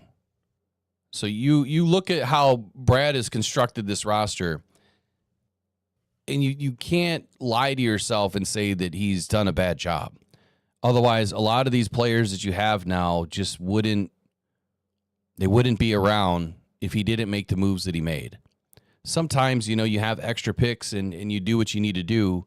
You take a shot at some depth because you needed depth. I mean, when this roster was being built, 2023 was probably the last year that you could really take a big-time project. 2024 and 25, probably not so much. It's now really hard to make this roster. Just like someone said earlier in the chat, there was nothing needed outside of depth, and I believe in that. Zadarius Smith or a center. Right now, the 89 votes says a center is the most needed position right now after the first wave of cuts. I'm glad to see that there's some cooler heads out there that have prevailed. Zadarius Smith can come back to this roster at any point in time. He is not needed right now. And I'm not even going to beat that dead horse anymore today. But he can come back at any time. There's no need to rush him. There's just no need. Or if you want to rush him, go get your SOL fan Russian ice cream. The Edge Russian ice cream. All right. Yeah, go get that stuff. No, you were talking about how Brad Holmes has had quite the hit rate. I would tell everyone that doesn't like the Hendon Hooker pick, that doesn't like the Broderick Martin pick, I want you to go back from 2021 through 2025 for 5 drafts. I want you to look at the Kansas City Chiefs and the Philadelphia Eagles drafts for those 5 drafts, and you tell me how many did not work out for those teams and how many third-round picks didn't work out for those teams. I bet you a lot less worked out than they did for the Lions. So you're saying based on what other GMs have done, looking at their third-round picks, yeah, how many have worked out? Yeah, I'd love to see that. Well, why don't we make that a whole show one day? Yeah, we could do that. We'll start in the NFC North and we'll look around at. Let's just make that a project so you can slowly start working on it. We'll do it next week. Sure. So start working on NFC North and I'll go, NFC South and I'll take a look at all of their picks. How far back do we really want to go? Just 21? Yeah, just 21 through now. Okay. And just look and see what kind of hit rate these GMs are hitting on. Because we just base it off of what Brad Holmes does. We don't really look around and go, well, look what Howie's doing for the Philadelphia Eagles, or what are they doing for the Rams out there in LA? What are the Bucks doing? All the good teams, the playoff teams, the ones that are going to the playoffs. How often are they hitting on draft picks, especially third-round picks? It'd be really interesting to see league-wide how many third-round picks other GMs are hitting on, while our GM missed on 2 of them. And granted, they were both in the same draft. Yeah, I don't know if he necessarily missed. I think that they got squeezed. Yep. Right, Hendon obviously he hasn't put it together. No. Like that one you could call a miss. But Broderick Martin I think is a squeeze, simply because he didn't develop fast enough and the injury hurt him. Like literally and figuratively. Mm-hmm. It hurt his ability to get better, right? To be able to sustain a roster spot. And right now there's better football players that are playing better, right? They understand the scheme. You have to go with the better player. And that's the issue that you're in 2025. You weren't in that issue last year, right? And even last year, you probably could have walked away from him, but he was playing really well, and that's why he earned a spot. And then he gets injured.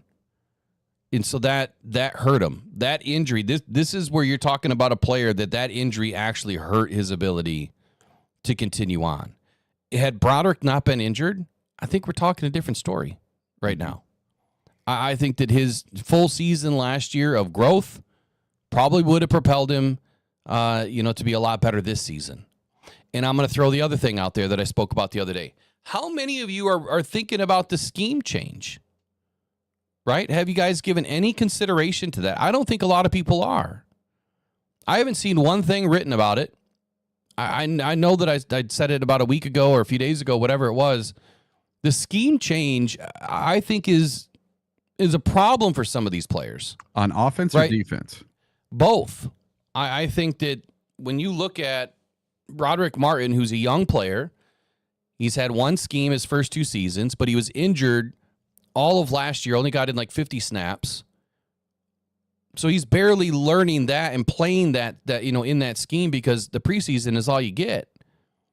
Right? That's all he's primarily going to get, and then the injury knocks him out to help his growth. Unlike some of the other vets, that they've played in this scheme for a couple of seasons, they've played in this scheme for a couple of seasons, maybe this scheme for a season. They understand more, right? That's why it was so shocking to me to see a guy like Jackson Meeks not make this roster, because you could tell, like you said this morning, he has it between the ears. He's smart. Mm-hmm. And he recognizes what he does wrong. He said in one of his posts, there's some big things that I can do better. There's some small things that I can do better. The point is I can get better. And he's already playing well. That's a bit of a shocker to me, but that tells you how good this team is. It tells you how deep this team is. And that's not a shocker to me because it was extremely deep last year. A guy like Ian Kennelly, what was he, a 7th-round pick for us this season? I'm not shocked. Kennelly was Dan in UDFA.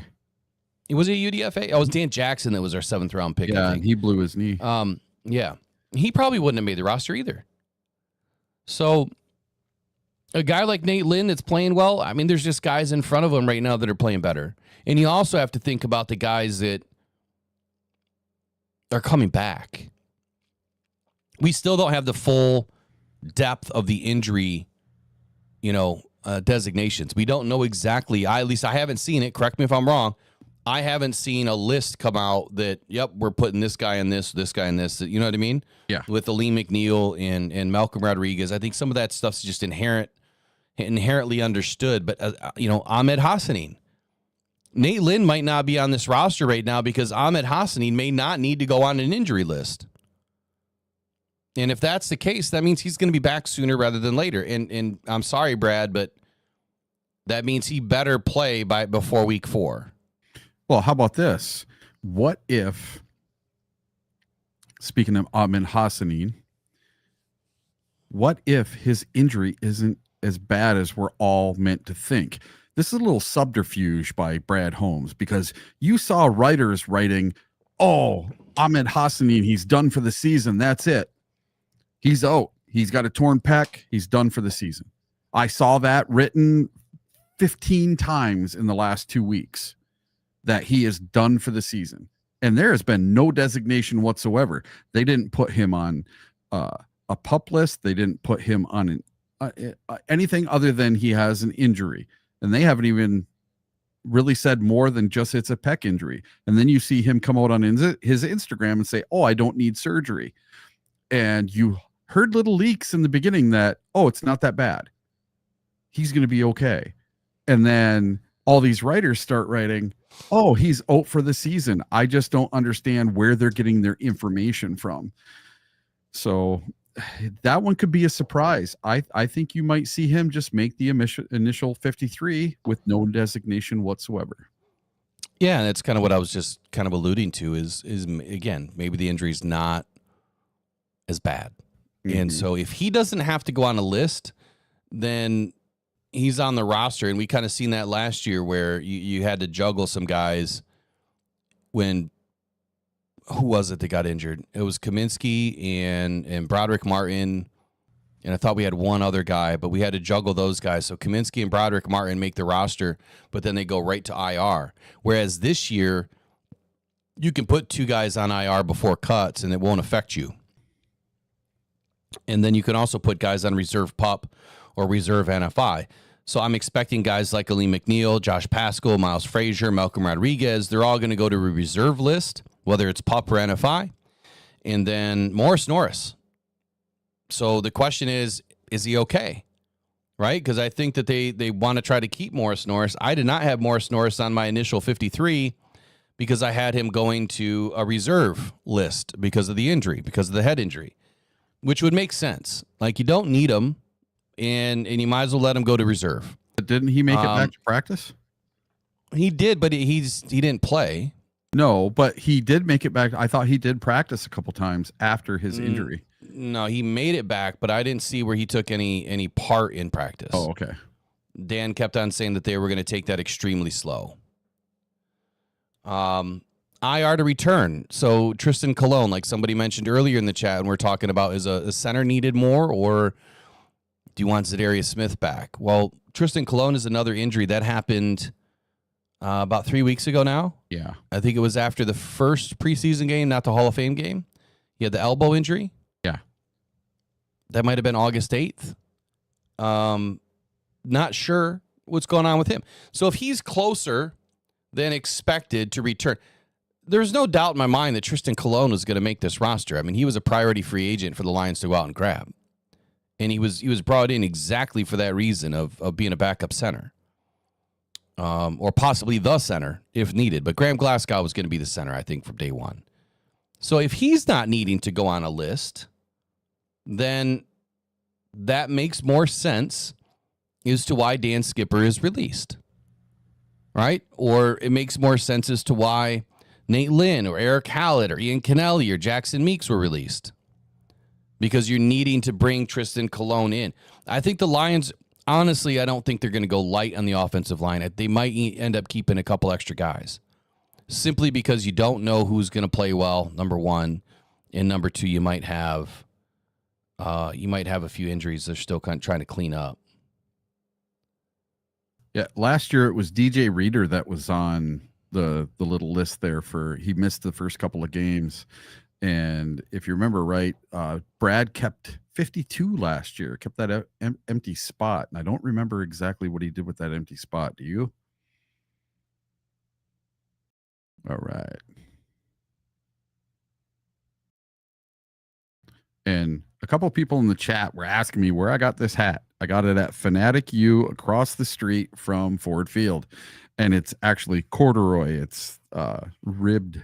You know, it's pretty awesome. This is my new favorite hat. Who is next to get waived or released? Well, there's going to be quite a few of them today because I think we have 17 to go today. Who do you guys think is going to be the biggest surprise today? I'll ask you guys that. Who is the biggest surprise for today? Who will be cut later on today? I'm going to open up my 53 here from yesterday. Let's see if I can find it. Nope, that's not it. I got to find it here. There it is.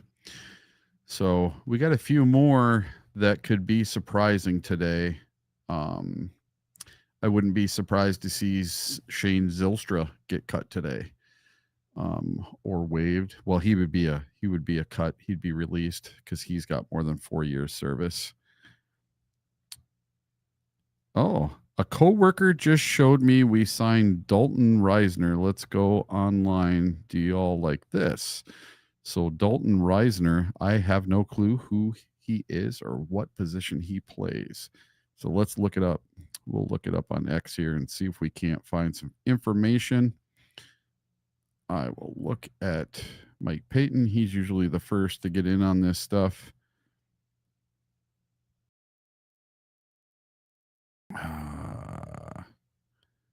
Okay, I'm sorry. So where were you at? Somebody put in the chat that we just got somebody. that, but I don't see it yet. Just pick somebody up. That we signed Dalton Reisner. The name sounds familiar, but I don't know what position he plays. But I'm not seeing anything. I'll look here. Okay.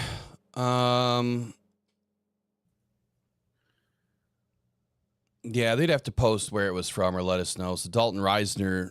He's a guard. Yeah. He's a free agent. He's 30 years old, too. Yeah. So he last played with the Vikings last year. Yeah, I'm not seeing anything.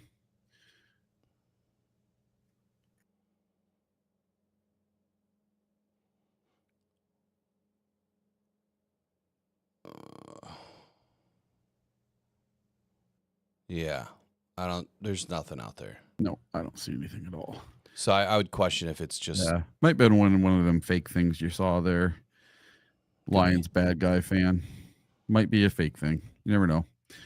We'll see later. I mean, if you know Lions bad guy fan, if you know where it was posted, just let us know. Yeah.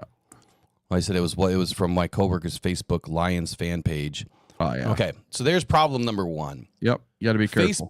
Facebook is now turned into fake book, a complete fake book, but it's a cesspool of overseas accounts, largely in McCurdy, Africa, Nigeria, Philippines, everywhere. That all they do is they create these fake Substacks. They create these fake websites that look like they're legit articles, but they're not. So there's a ton of AI stuff out there. It is bad. I hate Facebook. Yeah. I just posted something on it the other day that I was going to start doing more content on it. But honestly, what's the point? I mean, you really can't trust it. Yeah. Obviously, people know when they go to Rockhound Detroit Lions, they can trust it. So we'll see what happens. Well, I'll say this. I learned my lesson last year when I can't remember if it was Judon or who it was. I thought they had signed with the Detroit Lions, and I posted about it, and I saw it on Facebook, and I didn't double check because I was at a game. So I didn't really have time to go on X and find out if Adam Schefter reported it or if Mike Payton or Eric Schlitt or somebody, Colton Pouncey, someone with some credentials actually reported it. So what I say to everybody now on social media, before you jump the gun on anything that's posted on Facebook, Twitter, X, anywhere, Instagram, TikTok, I don't care if they put out a video about it. Go double check first. Go look at Adam Schefter. Go look at Ian Rappaport. If you want to find a Lions guy, look at Tim Twentyman, Eric Schlitt, Corey, one of the good guys, and see if it actually happened. And if you can't find anything else online double backing your thing, then most likely it's fake. So just a quick double check, and you won't be like me and post something that wasn't real. Facepalm, damn it, my bad. I just learned something new. Hey, we've all been there, man, and that's what we're here for. That's what I love about this channel is I learned how to spot fake stuff, okay? And we just went over it again, how to spot the fake stuff on Facebook. So that way you're a better fan and you're more informed. You don't go to work and say, hey, we signed Trey Hendrickson today. And then you walk into work and you find out Trey Hendrickson just re-signed with the Bengals. So there you go. I got a question out there. Have you guys seen this new brand of boots? You know what I'm talking about, Eric? Have you seen the new brand of boots? What, those Detroit Lion Crocs? Those things are ugly. Yeah, they're called Bootlicker by SOL fans. Have you seen those? Nope, I have not. Let's see them. Yeah. It's Bootlicker boots by SOL fans. They're pretty impressive, man. They get everything wrong. It's like walking on nails every day. And you got to wear two-face socks with them. You have to wear two-face socks with them. That's the only way you can wear bootlicker boots. That's right. Nothing to see here. That's the same thing that I'm saying. Nothing to see here. All right, there we go. That's all I needed. Now we're good. See ya. Adios. So what I'm seeing here online is that the Lions have 20 more roster moves needed before the deadline. And that was reported 3 minutes ago by MLive. So there was a person in the chat that obviously is a two-faced individual. Uh-oh. So they're now gone. We don't play games like that, right? We don't play games. So that person is no longer part of this channel. And it's not to say that they won't have a fake account here again soon, but anyway, moving forward. Today, we've got a lot of cuts that are about to happen. I haven't seen anything yet. Nope. I've been waiting, hoping that it's going to get started, but I'm thinking around the noon hour is probably when you're going to start to see a little bit of a flurry. No new leaks have been reported yet, but and my question is, my biggest question for the day is Aiden Hutchinson going to make this roster?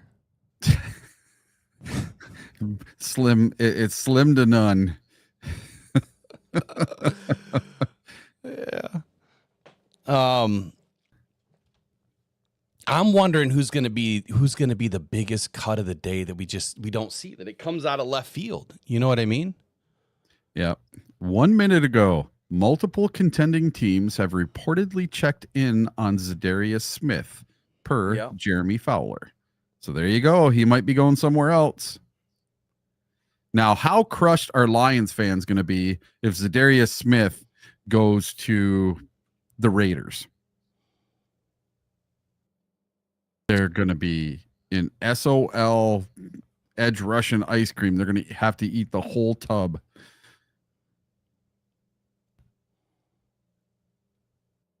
Eat away their sorrows. See, if Zadarius goes somewhere else, I'm not going to be so highly disappointed. If he comes back, great. If he doesn't, I'm fine with that too. I'm fine either way. I'm not going to get my hopes up. So here's the thing about this post. Let's read between the tea leaves for a moment. Yeah. Okay. Jeremy Fowler, I'm not saying he's a fake guy, right? I'm not saying that. I'm not saying that he's just trying to get clicks. I'm not saying that either. But what I am saying is if you kind of read what it says, with free agency picking up a bit this week, one name to watch is Zadarius Smith, who finished with 9 sacks last year. Okay? Yep. So it's just kind of reminding us that Zadarius Smith is available, right? Who do you think? But then the second that, what? You know, who do you think put that out there? Right. The second, well, that was Jeremy Fowler. No. But the second. His agent would leak that, right? That there's multiple teams interested in him. But that's not what it says. Yeah. What it says is multiple contending teams have checked in on Smith, who is training and waiting on the right situation. It doesn't say when they checked in on Smith. Yeah. It doesn't say that they called recently this week. Just a blanket statement that multiple teams have checked in on Smith, which that's been going on for months. Right? It didn't happen today, it didn't happen this morning, didn't happen last night. The post is vague for a reason. It's very vague to kind of leave the door open for you to interpret, oh my God, my team just called. He's on the way. Here he comes. He's wearing a blue jersey. It's a Lions jersey. The Lions just called. That's what people think when they see this stuff. And training camp's over. The dude isn't even, he could be training, but the last post I saw is in a freaking hot tub. Yeah. Maybe that was after training. Maybe he was trying to relax his muscles again. But when I read stuff like this, I look at it from a perspective of that happened at some point that these teams checked in on him. Not today, not yesterday, not 3 days ago. At some point, these teams checked in on him. So, again, it's not I didn't see Mike Payton's response. What did he say? I didn't see that. Let me see. I wonder what that right situation might be. Has anyone ever heard him say what it is? Oh, perhaps on the red carpet of an award show like a month ago. Yeah, I mean, look, of course Z is going to say he wants to be with the Lions. Who wouldn't want to be with the Lions? Yeah. You're a contender. But this is the time that his agent would leak that out to someone, right? Because these guys get their leaks from agents. So, of course. So Jeremy Fowler's calling around. Hey, Z's agent, what's up today? Z's ready to go back. We've had multiple teams call. Let's put some pressure on the Lions. A whole bunch of teams called about him, So that we're getting hot and heavy over here with some other teams. We're thinking about working out a contract going to Miami, blah, blah, blah. So he could be saying all of that to Jeremy Fowler. And Jeremy Fowler purposely has to be vague because he's not allowed to say, what might be going on yet. And I think it's just maybe Z trying to put a little pressure on the Lions. Come on, let's get this going. I want to sign week 1. I don't want to sign week 2. I want my guaranteed money. The thing that I love about Z is, like people that are saying in the chat too, the insurance policy. I do love that about Z. Yep. He is an insurance policy, but I think he's just that, right? He's at this point. I mean, guys, we have to come to realize that it's Marcus Davenport and it's Aiden Hutchinson. Those are our guys, man. Like that's what we're rolling with. That's what we rolled with last year. Unfortunately, they both got injured. Z, I was looking forward to Z playing with Aiden. I really was. And I thought that he was. And the reason why I thought that he was is because I never looked at the damn contract to see that there was an extra year, right, that had some money going into 2026. I didn't see that. Had I seen that, I probably would have said, yeah, unlikely. Not going to happen. He's going to be one and done. But it is what it is. I do believe that Z wants to be in Detroit. I do believe that. Oh, 100%. But I also believe and know that Z doesn't have to sign anywhere. And there's going to be plenty of teams that'll pick him up when the time is right. So I know we're getting close to the end here, but let me throw this out there. When are you most valuable? When you're a little bit older in the league, when are these guys the most valuable to a team? Is it in the beginning of the year? Is it halfway through the year? Is it at the end of the season? Is it during training camp? When is a vet, like in Zadarius Smith's case, what is he, 33 now? He's been a damn good edge defender his whole life, right, in the league. One of the best. Still ranked as one of the best. When is he most valuable to a team? And I'm asking that because it's a multi-part answer. But Eric, if you were Zadarius Smith's agent, yep, you've made all the money that you want to make, right? This is not a money play anymore. But at the same time, it could be. It's more so he wants to win a ring, and that's what he's clearly stated. I think that's the one thing that a lot of fans have forgotten. Z said one definitive thing. I've done everything in the league but win a ring. Yeah. That was enough for me to hear from him besides the red carpet, I want to be back in Detroit, or the airport, I want to be back in Detroit. That's all great. But he said one thing that should have stood out above all of that. I want to win a ring. That told me right then and there it was not going to be training camp. It was not going to be week 1. It would be after week 1 at some point, if at all. But I'll go back to when he is the most valuable is when. What do you think? Late in the season. Late in the season. If you are an agent, when are you the most valuable to a team is not always in the beginning of a season. It's during the season at some point. But when does your value skyrocket? Playoffs. true before that. Yeah. When you're making that where do you think the height of his value is to a team?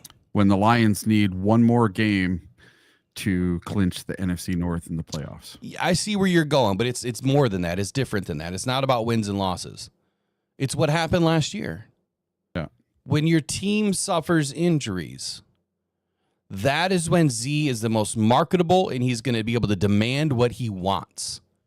That's when the Lions are going to call on him and say, well, hopefully they don't. Hopefully they just add him for the hell of it, to go into the postseason. But even by then, if your team is playing really well and now you inject Zadarius Smith, who hasn't played all season, he may not play well and he may not gel with the rest of the guys that are on the team. Just because he played with us for one season, you haven't gone through the fight the whole year, right? You haven't played with any of these new guys to your left or to your right or behind you this season. Each season is new. So it's how the guys are performing now. So I'm not even saying it's the best opportunity to bring him in just because he still has to be able to play up to their level, right? And he could pull them back a little bit, right? He could miss a few things. The timing is everything, not just when he joins a roster, but the timing is everything about the way that he plays. The timing of him getting into the backfield, the timing of him shutting down the edge and allowing the guys to his left or right or behind him do their job, right? I'll finish with this on Z. When a team suffers an injury and they are playoff bound, you might have demanded a $5 or $6 million deal before that. Now it could be an $8 or $9 million deal. Yep. So what do you think? Yeah, I think that Z is going to try to make the most money that Z can make for Z. And he wants to win that ring. If you remember last year, he had a championship number 99 Zadarius Smith Super Bowl ring made. That thing was huge.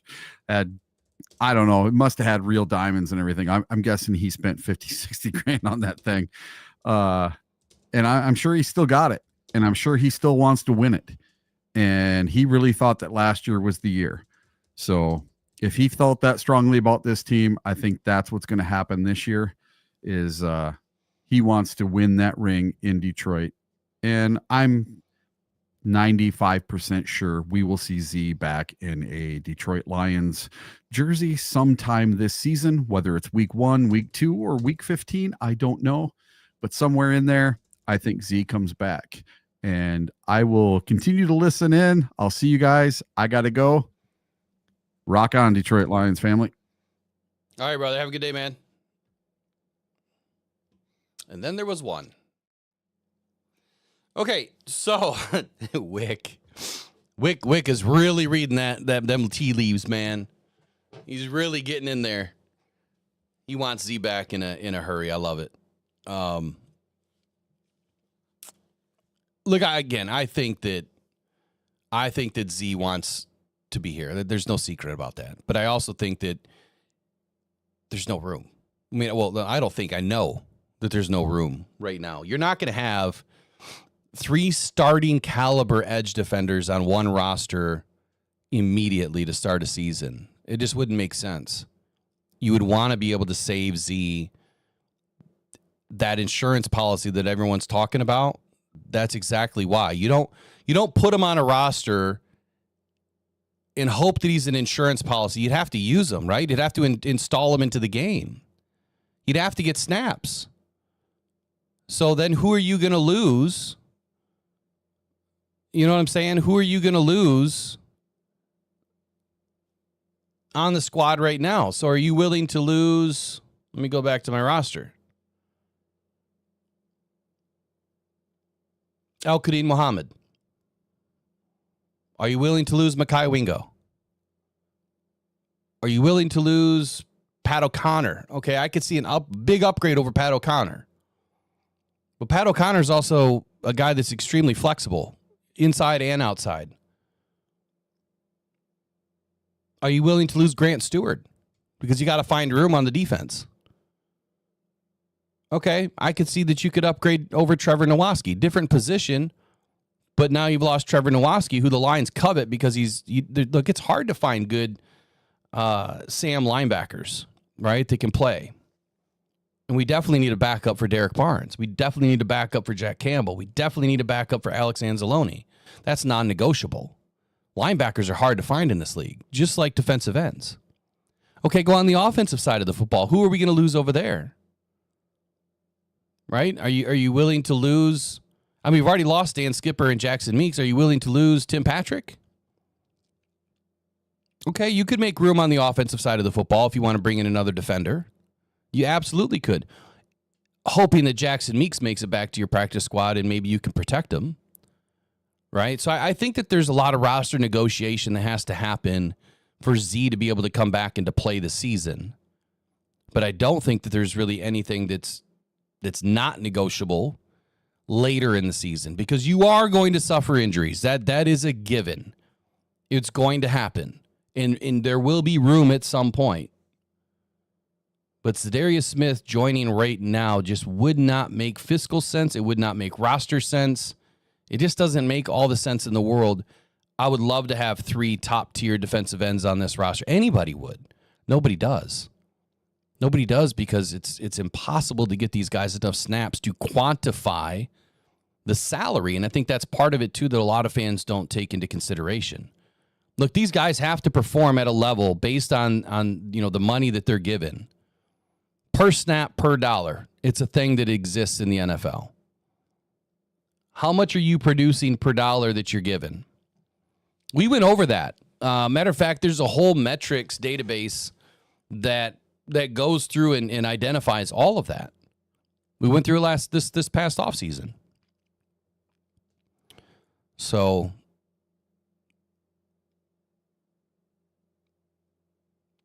big shout out to Adam Gakowski in the chat. Dude's been dropping $25 in the bucket every week. Want to say thank you again. I don't think that to Mike Fisher's point in the chat, it's not a good idea to run Davenport 4 downs all game. We need rotational depth. That's different than having depth for emergency. That's true. But Davenport is not a 4-down guy. If anything, he's a 3-down guy, but you're probably going to use him in 2 downs. You probably use him on 1st and 2nd to shut down the run game. On 3rd down, you're going to rotate Al-Qadim Muhammad in to give you more speed, right? To get after the passer. That's what that, and depending on down and distance, right? If it's 3rd and short, Davenport staying in. If it's 3rd and probably 6 or better, then I would say that they're in a pass pro situation, and you're going to bring in your speed guy like Al-Qadim Muhammad, without a doubt. You see, I think Keith Cooper is the flex that if he does stick around, and I know it's highly unlikely that he does, and will he snake through waivers? Possibly, right? I think he showed a little bit more on tape that possibly another team is going to want to pick him up, right? But again, it's the 53-man roster that he would have to be signed to right away, which is it's less attractive to teams to do that and have to lose a spot. But to your point, do we need more insurance than just, Z being insurance, I guess, to your point? Do we need more than just insurance? Yeah, we probably do. But right now, you're expecting Aiden Hutchinson and Marcus Davenport combined to probably make up 85 to 90% of the snaps this season. So for Mekhi Wingo and Al-Qadim Muhammad and whoever, Pat O'Connor, they can play inside and out. And Josh Paschal, we can't forget that we have Josh Paschal. No one's talking about Josh Paschal. He's now going to be in a rotation. He can play on 1st, 2nd, and 3rd down. He's not your speed guy, right? He's more the can crusher style like Marcus Davenport. He is the immediate backup to Davenport right now. Al-Qadim Muhammad's the immediate backup to Aiden Hutchinson. And so without knowing what's going on with Josh Paschal, we don't know what's happening with this roster yet. Definitively, I'll say the Za'Darius Smith conversation doesn't matter today. It's going to matter on Wednesday, right, afternoon, when we figure out where the practice squad is, where the initial 53 finally balances out tonight, which I'll be back live tonight. We're gonna do the full release. Will he come back? Potentially. But how many other teams could he join? What if Washington's playing well? Washington could use an edge too. Right? What if any other team that's contending for a championship this year, could use Z? What if the Eagles lose somebody? He could potentially join the Eagles because they're a contender. I don't think that Z is tied to one team. I think that he was tied to the Lions simply because everyone believes that his girlfriend is keeping him here. I don't even think they're together anymore. So it's not keeping him here, right? It's a great story. I just think it's unlikely. And I think you guys that really think that we need Z today. I think you're undervaluing how good this roster really is. If you go back and look, and I know I've said this 100 times, if you go back and look at the first few games, why was Aiden having so much success in the first 2 games? Right? Matter of fact, I think the second game, go back and look at his stats. If you go back and watch the tape, you will see how effective Marcus Davenport was at pushing the ball into Aiden's lap. And that's exactly what his job is. It's pushing the ball the way that the offense doesn't want the ball to go. If they're trying to run it left, you're trying to force it right. And Marcus was really good at that. That's his job, right? Contain the edge, set the edge, don't let him get past you, shut down the run. It's not so much getting after the quarterback. But then again, if you listen to guys like Giovanni Manu, who's a massive human, 350 pounds, 6'8", and he says that Marcus Davenport's bull rush is different. You can't stop it. Taylor Decker said the same thing. You can't stop it. Taylor's still is somewhat of an elite left tackle in the league. And if they're telling you that Davenport's a problem, he's a problem. Taylor Decker's gone up against some of the best in the league. Be it Parsons, be it Max Crosby, Trey Hendrickson. He's been against all of them. And he's telling you that Davenport is different. I have full confidence that, again, Davenport stays healthy. There's going to be a lot of crow eating going on in this fan base, and that's okay. That's a good thing.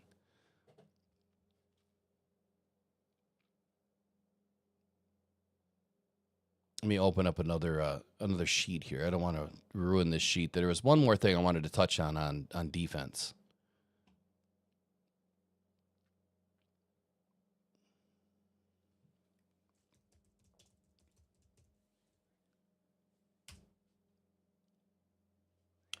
So last season, Aiden got off to a tear, right?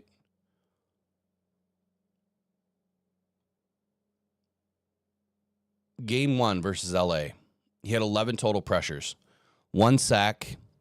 I think it's 4 hurries, 6 hits. No, 4 hits, 6 hurries. That's a ton. That's an insane game, right? What he did in that game is commensurate to having Davenport on the other side. The next game versus Tampa Bay, he had 6 pressures, 5 sacks. Now, Davenport was out of this game. He missed week 2. But Aiden was also going up against 3rd and 4th string offensive linemen on the right side of the offensive line, their guard and their tackle for Tampa Bay. So he was able to take full advantage of that. It's 4.5 sacks, I believe. The game 3. Davenport was in that game, I think through the 3rd quarter, maybe.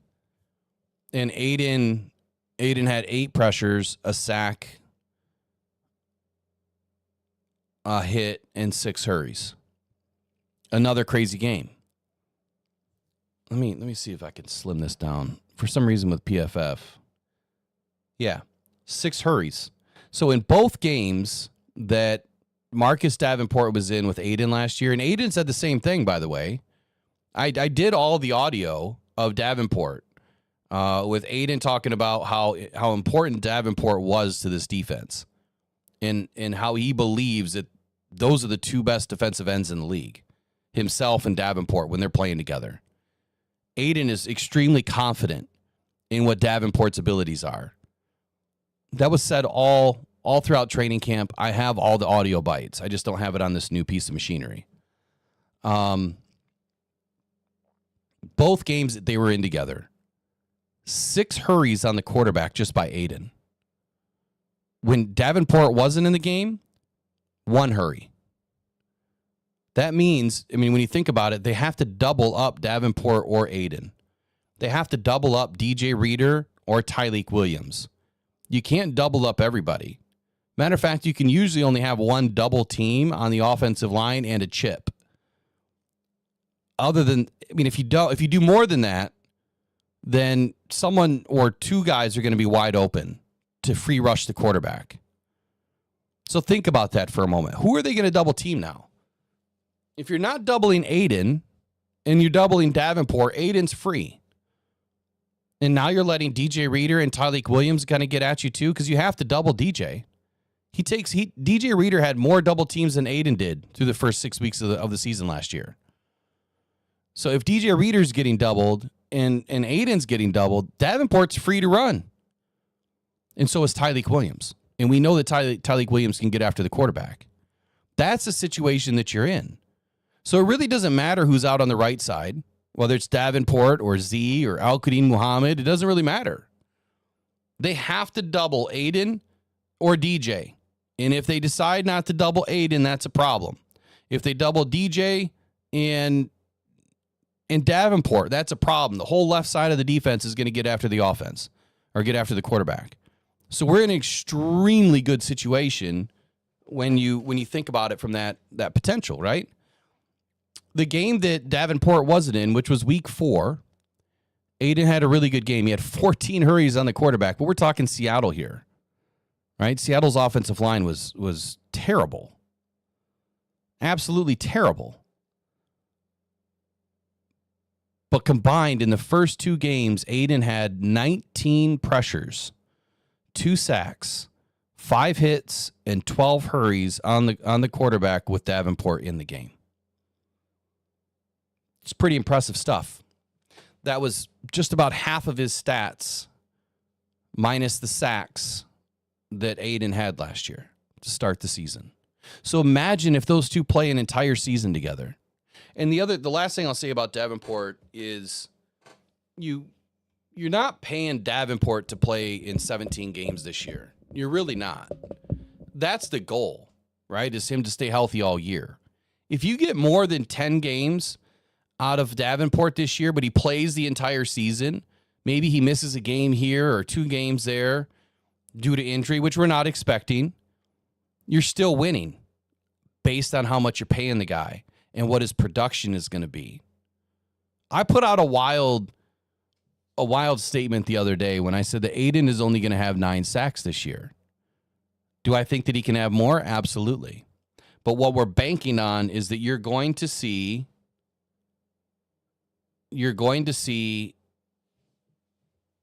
just like the ball is spread around on the offense, you're going to see sacks spread around on the defense. The scheme that we're seeing Calvin Shepard run, which is going to be totally different come week 1, is highlighting the linebackers. You're going to see a lot more linebacker blitzing. I think you're going to see more corner and safety blitzing than you will see anything on the defensive line. I think the defensive line is going to stay home. A lot like the Eagles have done. Brad has been building this defensive line to do just that since day 1. That is why he took Levi. That is why he took Josh Paschal. That is why he took Aiden Hutchinson and Aleem McNeil in the first 2 drafts, right? He was trying to build a defensive line that could win their one-on-ones. That is their goal this year, to do exactly what the Eagles did last year. Win your one-on-ones, get after the quarterback as you can, right? You're not forced to. You're not blitzing every single time. You just win your one-on-one, you naturally get to the quarterback. By doing that, it frees up a linebacker, a safety, a corner, somebody to go in and make a play. So you're consistently rushing with 4, not 5, 6, 7 guys. You rush with 4, you send a free rusher. It maintains your leverage on the defense to keep everybody in check on the offense.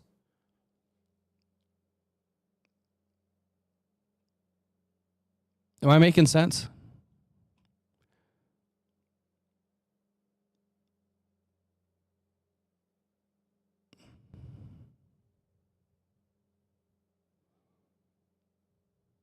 Okay, so like Exit 8 says, we need Smith because he'll eat up reps keeping Davenport healthy. Why is Al-Qadim Muhammad not going to do that? Why wouldn't he eat up reps? Al-Qadim Muhammad's been playing really well, if you haven't noticed. He's played extremely well. And it's just preseason. But if you look at what he's put together, while Detroit Lion, he's getting better. And he looked really good this year. We don't know what the Lions are going to do, so far with, the cuts that they've done. I mean, there's still a long way to go here. We don't have the full extent. I mean, they already got rid of Mitchell Agood. We don't know is Isaac Uku going to stick around? And if that's the case, is Keith Cooper going to stick around? Those guys are going to be able to eat up reps. But I definitively think that your Marcus Davenport is your run-down edge rusher, right? Aiden is an all-down. He can do it. Doesn't matter what down it is. But his primary job is to get after the quarterback. If you look at Aiden's, let me open that back up. If you look at Aiden's grades by PFF, his run defense grades are not the greatest. He's still a 70.6 last year, but overall, he's kind of hovered in that high 60s, 67, 68, 69 every season. His tackling is terrible. Aiden's tackling is it's an average of like 60, maybe. Here, I can just add it up. It's a 70.4, a 34.2 in 2023, and a 55.5. He misses a ton of tackles. And his run defense is not great. Aiden is primarily a quarterback guy. That's his job, is to get after the quarterback. He is not a guy that you want in run defense. And that's just based on the grades, right? The tape looks different because you see some big flashy plays. But what is he doing on every down between those flashy plays? He disappears for a while. That's what these other guys are needed to do. You need everyone to have their own niche, right? Aiden is a guy that'll get after the quarterback. Davenport can shut down the run. Pascal shuts down the run. Al-Qadim Muhammad can get after the quarterback. Your linebackers, Grant Stewart, man, he's going to shut down the run. He'll be in there on third down. Derek Barnes is decent against the run. Alex Anzalone, bad tackler, decent against the run. So I think when you look at the collective of what this team is and how it's been built, you have a collective of guys that all do things very well and then not so well. But collectively combined, they work well together. So you need a guy like Davenport. Z, terrible against the run. I mean, just why would we want two guys on the field that both suck against the run? That wouldn't make any sense to me. I think that we would be a glutton for punishment if you put two guys in there that are not great against the run on your ends, which is the most important place to be. And I wouldn't say that your defensive ends are the most important position to stop the run on the outside in the outside zone run game. I would say that that's your nickelback, right? Or your corners or even your linebackers. Not so much Aiden and not so much Marcus. However, if you don't let it get outside, like Davenport won't allow, then he's winning for you. If you don't let it get to the second level, he's winning. And that's what Davenport's good at. He'll close it off, man. He'll choke it down. I hope I'm making sense. Overall, I mean, I think when you look at what this team has put together, let's see. Orner UVM Dad says, isn't it preferred to have pressure from the D-line rather than manufacture from the linebackers or the DBs? Absolutely. But they're not going to have to manufacture pressure in this situation. Last year, we didn't have a D-line because they all got injured. So they had to manufacture pressure with the linebackers and the DBs. That doesn't mean you can't use a DB blitz. It doesn't mean you can't use a linebacker blitz. What it means now is you don't have to naturally or you are naturally, rushing with 4, pressuring with 4, your defensive line, your front 4, but your linebackers and your DBs, you can pick 1 on each play to get after the quarterback. Whether that's manufacturing pressure or you're really trying to go in and get the sack, or you're sending someone in and you think that the run is going to go that way and you drop them in the backfield and you get that TFL. That's the difference that I'm trying to speak to here is you're not manufacturing pressure. Like last year, man, we had to send 2 or 3 linebackers consistently, right? Or we brought another linebacker up on the left side, and we brought Bryant Branch down or Amik Robertson up in the box on the right side, or vice versa. So now you have 6 guys up on the line or close to the line. Now you're manufacturing pressure. And then you're forcing 2 linebackers in the middle to handle everything that's coming over the middle. And then you've got a single high safety in Kirby, who's your last defense, and your corners are out on the outside.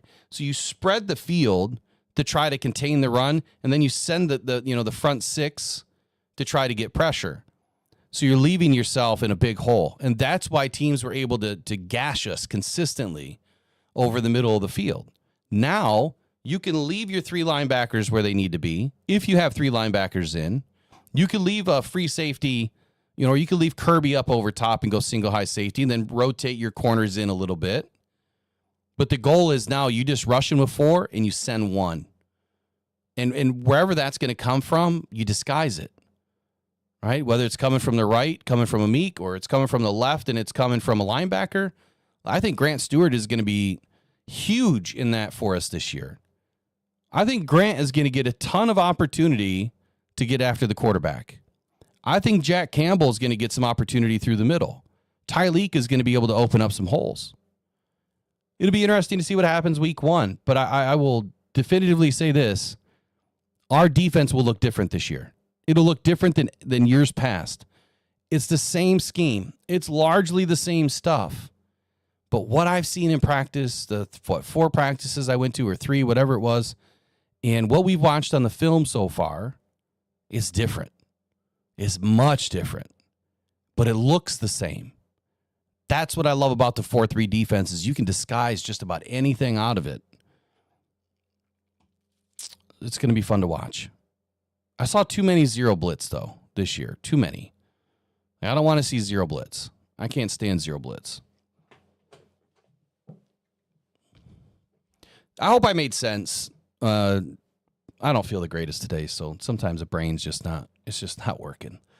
But as we get going through the season and we actually have some real film to break down, that's when we're going to have some fun being able to kind of get granular with it. And then yesterday, I think I found a new way where we can do film room a little bit better. We'll take it off platform and do it in a different area for all the members. And then we do have a new podcast number. I told you guys I've been working on a new number. It will be released soon, so it's not the number yet. I mean, I own it. It's active, but I have to do a couple of things to get it more active. So get this. I locked down a new phone number yesterday. It's 313-podcast. So you'll be able to dial in 313-podcast to get into the show during the season. It will be ready before week 1. I'm still working on some of the other numbers because I really wanted one that was a bit different, but it's really hard to get the number that I want. It just doesn't, it's not available. Either someone already has it or they're just not giving it to me, or they want $5,000 for it. Some of the numbers cost $10,000. I'm not doing that. Not for a phone number. So 313-podcast, you can lock that in. It will be a new number here soon. Lock it into your phone right now. 313-podcast. It will be available in a couple of weeks, but at least save it. And then the email for Thursday night's Gripe and Hype, which will probably move to Wednesdays once Thursday Night Football is here. Mailbag at rockdown.com. If you guys haven't subscribed, please do me the favor and subscribe today. Cuts are going to be happening at any moment now. We should be getting some action. I'll be back to cover it. I wasn't able to get on yesterday because we were upgrading the system, and hopefully I'll have the audio dialed in soon. But use the current line, 313-312-0348 until further notice, but just make sure you put both those numbers in.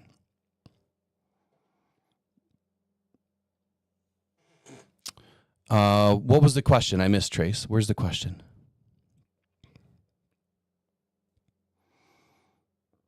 Oh, can we win all season playoffs in the Super Bowl with the 29th pass defense? Okay, that's a great question. I love that question. And Lions Bad Guy fan, do me a huge favor. Lock in mailbag at rockdown.com email. You guys have a ton of great questions throughout the show, and I miss a lot of them because it's hard to cover what we're trying to cover and then get to all the questions. I would love to answer a lot of this on Thursday night during our Q&A session, which is solely just about the fans, the audience. You get to call in. It's all about you. I used to do that show in the very beginning. I want to get back to my roots. When I first started doing this, I got a ton of great comments that we would do a high-level overview of the more experienced, football knowledge, and then we would do the layman's terms. I hate to use the word dumb it down, but we just made it easier to digest, right? We kind of gave both, and then we left you hanging with a little bit, to come back for more and to learn a little bit more. I want to get back to the roots, right? I don't know everything. But what I've always promised you is that I will dig in and find you whatever you want. And we will do the shows that you want to do. We will try to get the guests that you want us to get. But we don't know what you want or what to give you unless you help us by sending us some emails and telling us what you liked about the show, what you don't like about the show, whether you agree with things or don't agree with things. Like, that's the most important thing to get back from the audience. So after the show, the biggest way you can help us is to go into the comment section. Get out of the live chat, go into the comment section, throw in a hashtag #OnePride, throw in a hashtag #GoLions, and then throw in a comment, right? What did you like? What did you dislike? What did you agree with? Didn't agree with? I love all the criticisms. Like, that's the only way you get better, right? So if I suck, tell me I suck. I don't care. I want to get better. But the Gripes and Hype live Q&A on Thursday nights, which will be Wednesdays at some point, that's going to be the show that was just like the original fan show, which is everyone was calling in, man. We couldn't keep people off the phone. And I'm trying to add a system that I can put people on hold, because that's the toughest part is people call in and I have to tell them to wait and then they don't call back. So to answer your question, can we win with the 29th defense? We won last year, but I think you have to get a little bit more granular with the film as well as the stats. And this will be a good project for me. Again, this year, I'll write it down to kind of dig in. Why were we 29th? I think you're going to put a large emphasis on this one fact.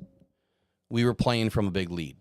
Right? The minute you're playing with a big lead, what do the other offenses do? They're not running the ball, right? They're passing the ball. What does the defense do at that point when you're playing with a big lead? Are we trying to get a ton of pressure, or are we trying to maintain? Right? You're trying to keep the same, the same thing. Let me pin this on. You're trying to keep the main thing, which is control the run game, limit the pass. When you're playing with a big lead, your defense shouldn't be pressuring the quarterback a ton. They should make sure that they're in their details, controlling their assignments, keeping their gap assignments clean, and just keeping the ball in front of them. And so what the Lions did last year is they go to this, and I hate this term too, this bend but don't break defense. And so you're giving up everything that was 7, 9, 11 yards, it seemed like. And I hate to stretch it over 10 yards, but there was times that they were getting some chunk plays. So when it's first down and you sent the defense and now you sack them, or you get a TFL or a penalty and now it's 2nd and 15 or 2nd and 20, they're passing the ball. When they're down by 14 points, they're passing the ball. And so our defense consistently was giving up, passes over the middle to running backs and tight ends mostly, but just about anybody over the middle was able to get some love from us, right? And they were able to push the ball downfield. When they got to the red zone, what did we do? We snuffed them out. So between the 20s, we were giving up a ton of yardage. But as soon as they got to the red zone or around the 25-yard line, we would shut them down. Every time, just about, right? But the other thing that I don't think fans are taking into consideration, and I use the word fans loosely, I'm a fan. But not all of us will go look at stats. Not all of us will go watch film. Some of us will, and then some of us will do that for hours upon hours like I do. Why is that important? Well, I think it's important because you go look at PFF, and to your point, well, can we do this with the 29th pass defense? Well, PFF told you we were the 29th pass defense, right? On the surface, that looks terrible. But what PFF didn't account for is 18 guys or 13 guys or 21 guys on IR on the defense at some point throughout the season.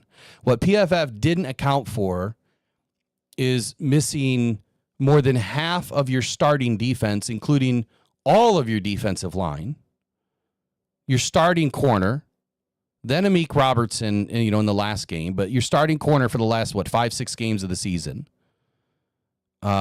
Alex Anzalone for 5 or 6 games. Malcolm Rodriguez for the last 5 or 6 games. Ali McNeil for the last, since Thanksgiving-ish time. So that's what it didn't account for. And so when you look at the stats and you're thinking, man, we sucked, right? We sucked. No, we were hurt. And so they were doing the best that they could do with what they had. Now that you're missing these guys, now we can't get after the quarterback as much. But we're trying, but then we're leaving these giant holes, right? And so when you're leaving these holes, now you're playing with guys that maybe you're not playing with all the time. So you don't understand, what each player's doing on every given play. You haven't developed that relationship. So even though our DBs were largely there, they were asked to fill in the run game. They were brought up into the box more. They weren't playing, as much man at times. They were giving up a ton with zone. And in zone, you're going to give up some yards, just like we do, right? Jared Goff loves zone, right? Go play some cover 3, some cover 4, some cover 2 on Jared Goff. What's he going to do? He's going to pick you apart over the middle. He's going to find those little sit-down routes, off on the right side, left side of the flats. That's what good teams do, right? And that's what the Lions, unfortunately, had to give up last year. But in the run game, what did we do? We shut them down. Last year was the first time we had a 100-yard rusher or a team to get 100 yards in rushing for the first time in 20-some-odd games. That's how good our run defense has been. Top 5 in the league, top 3 in the league, top 2 in the league over the last 3 seasons. Our pass game in the defense, our pass defense, it's not so much that our corners weren't playing well, because they were. It's just the scheme was allowing too much underneath. And the injuries were allowing the scheme to change. You get where I'm going with this. That's why. So to answer the question, can we win with the 29th pass defense? We can. I think the overall defense number matters more than just one singular metric, because I think if you look at what our defense did in the red zone, I think that weren't we the top red zone team last year? And we were 3rd in pressure. And we did all that with guys that were coming off the couch, right? And off practice squads. So we were doing something right. Aaron Glenn's not as bad as what people think. He just made a giant mistake in the last game. You don't pressure the RPO like that. You don't blitz the RPO. The RPO, I'm not going to go deep into this. The RPO for me is blitzing the defense. Where the defense blitzes the offense, I think that's what the RPO is. It's like you're blitzing the defense because you're coming from different angles and you don't know where the ball might go or who has the ball at any given moment, and it can go somewhere else in a hurry. Same thing with a blitz on a defense. Maybe you don't know where that defender's coming from, and it can come from another area in a hurry. See how that kind of makes sense? So you don't blitz an RPO. Not when you're that injured. If we were full steam ahead with a full team, you could probably get away with it a little bit more. But if you go back and look at the teams that had success against Washington, they never blitzed the RPO. Eagles come to mind. The first game, they lost, partially because Jalen Hurts got injured, and then they were blitzing the RPO. The second game, they crushed them because they didn't blitz the RPO. So you got to keep all that stuff in check, right? Let's see. Jack2125 says Lions pressure rate wasn't good enough or good when bringing 6 or 7 guys. The quarterback still had too long to throw, or the quarterback would roll out or run. I would say that we weren't as effective blitzing 6 or 7 guys, and that's kind of a good point, but I'm not going to definitively say yes or no to that without looking at some metrics and getting a little bit more granular with it. I will say this, though, you're right. And that's why I questioned a lot of what we were doing last year with that manufacturing of pressure. We still did it. We still needed it. But if it's not successful, if you're not getting the sack and you're only creating pressure, but these guys still have 2.75, 3 seconds to throw the ball, then why don't you just sit back and shut it all down? Don't let them run. Don't let them pass. Forget about the sack. But I'm just a guy, I'm just a guy sitting in a chair. I'm not a coach. So they would have that answer. I just didn't agree with it. But then again, I'm here, they're there, right? They're making the big bucks. I do this stuff for free. Commanders absolutely took advantage of our injuries. Absolutely.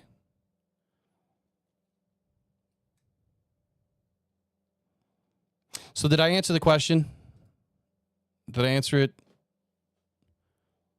Oh, he says, okay, makes sense. It's kind of what I thought, but I wanted to ask other knowledgeable football fans. Well, I don't know what other knowledgeable football fans you asked, but hopefully they're giving you the right answers. I'm just a guy in a chair, right? I'm just a guy in a chair.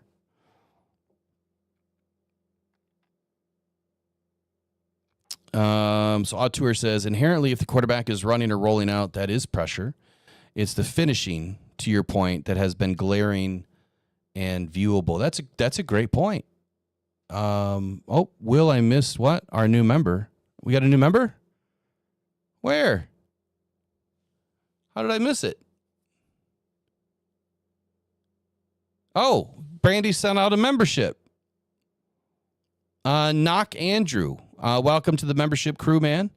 If you'd like to join the Voxer, just jump into the membership or members only chat area and in posts on YouTube, and you'll see the Voxer link. And then after 30 days, when your membership expires, if you don't keep it, obviously you get removed. But welcome in. I would play you something. I just don't have anything on this board today. What I like to do for new members is I play, some sort of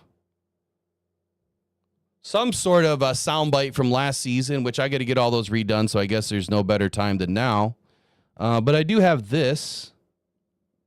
Where'd it go? What is this? There we go. I'm just kidding. Welcome in, man.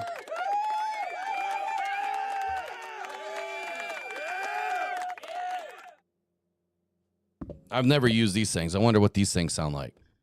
What is, whoa. That doesn't sound right. Or how about this one? Nope, that doesn't sound right either. I sound like I'm talking in a tunnel. I get to play with those later. All right, we'll be back tomorrow. I'll be back later on today. We'll be covering everything. Tonight is off the cuff. It starts no later than 7 p.m., so get in. We're going to be doing a full recap tonight. The final roster is usually announced about 8 p.m. I didn't check the schedule, so I'm just going to assume that it's 8 p.m. tonight, which means we should be getting started, definitely by 7. and then we're just going to sit and wait. It could get announced earlier, but it'll definitely be after 4 p.m., and it's usually a few hours. From what I understand, the Lions organization, just like a lot of the other franchises, will allow the local media to get their hands on everything first and kind of get things pumped out. So that's what we'll be waiting for, and we'll be back tonight to kind of go over it, give you our final thoughts. Do me a favor, when you guys get out of here, go right to the comment section and put a comment in for us, man. Do something about today's show, something that you want us to get better at, whatever it is. Just let us know. At the top of your screen, there's the new phone number, 313-podcast. That'll be available in a couple of weeks. The show email, mailbag@rockdown.com. That's where you can send all of your gripes and hype. And listen, I want to make this very clear.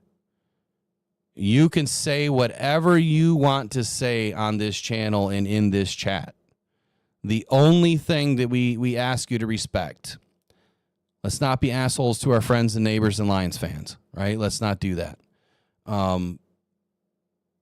We don't say racial stuff, right? We don't like to get into politics and religious stuff. Like, those are just things people don't even talk about that with their own family. Let's try to keep it out of the chat. No F-bombs. We have sponsors and future business partners that want to see some good, clean energy, but there's no reason why we can't have good, clean energy here. I try to be positive, but that doesn't mean that I don't have gripes. It doesn't mean that I don't have, things that I dislike that the team does, or that Brad does, or that Dan does, or that the coaches do. It's okay to talk about it. Don't be afraid to talk about it in the chat. All right. The only thing I would ask is just respect them like you would if it was, your mom, your grandma. Like, let's just be respectful. That's all that we ask. Just be respectful. But outside of that, we will see you guys in the next one. We'll see you later on tonight. And you guys have a great day. Go and probably go Detroit Lions. Until next time, take care. Bye-bye.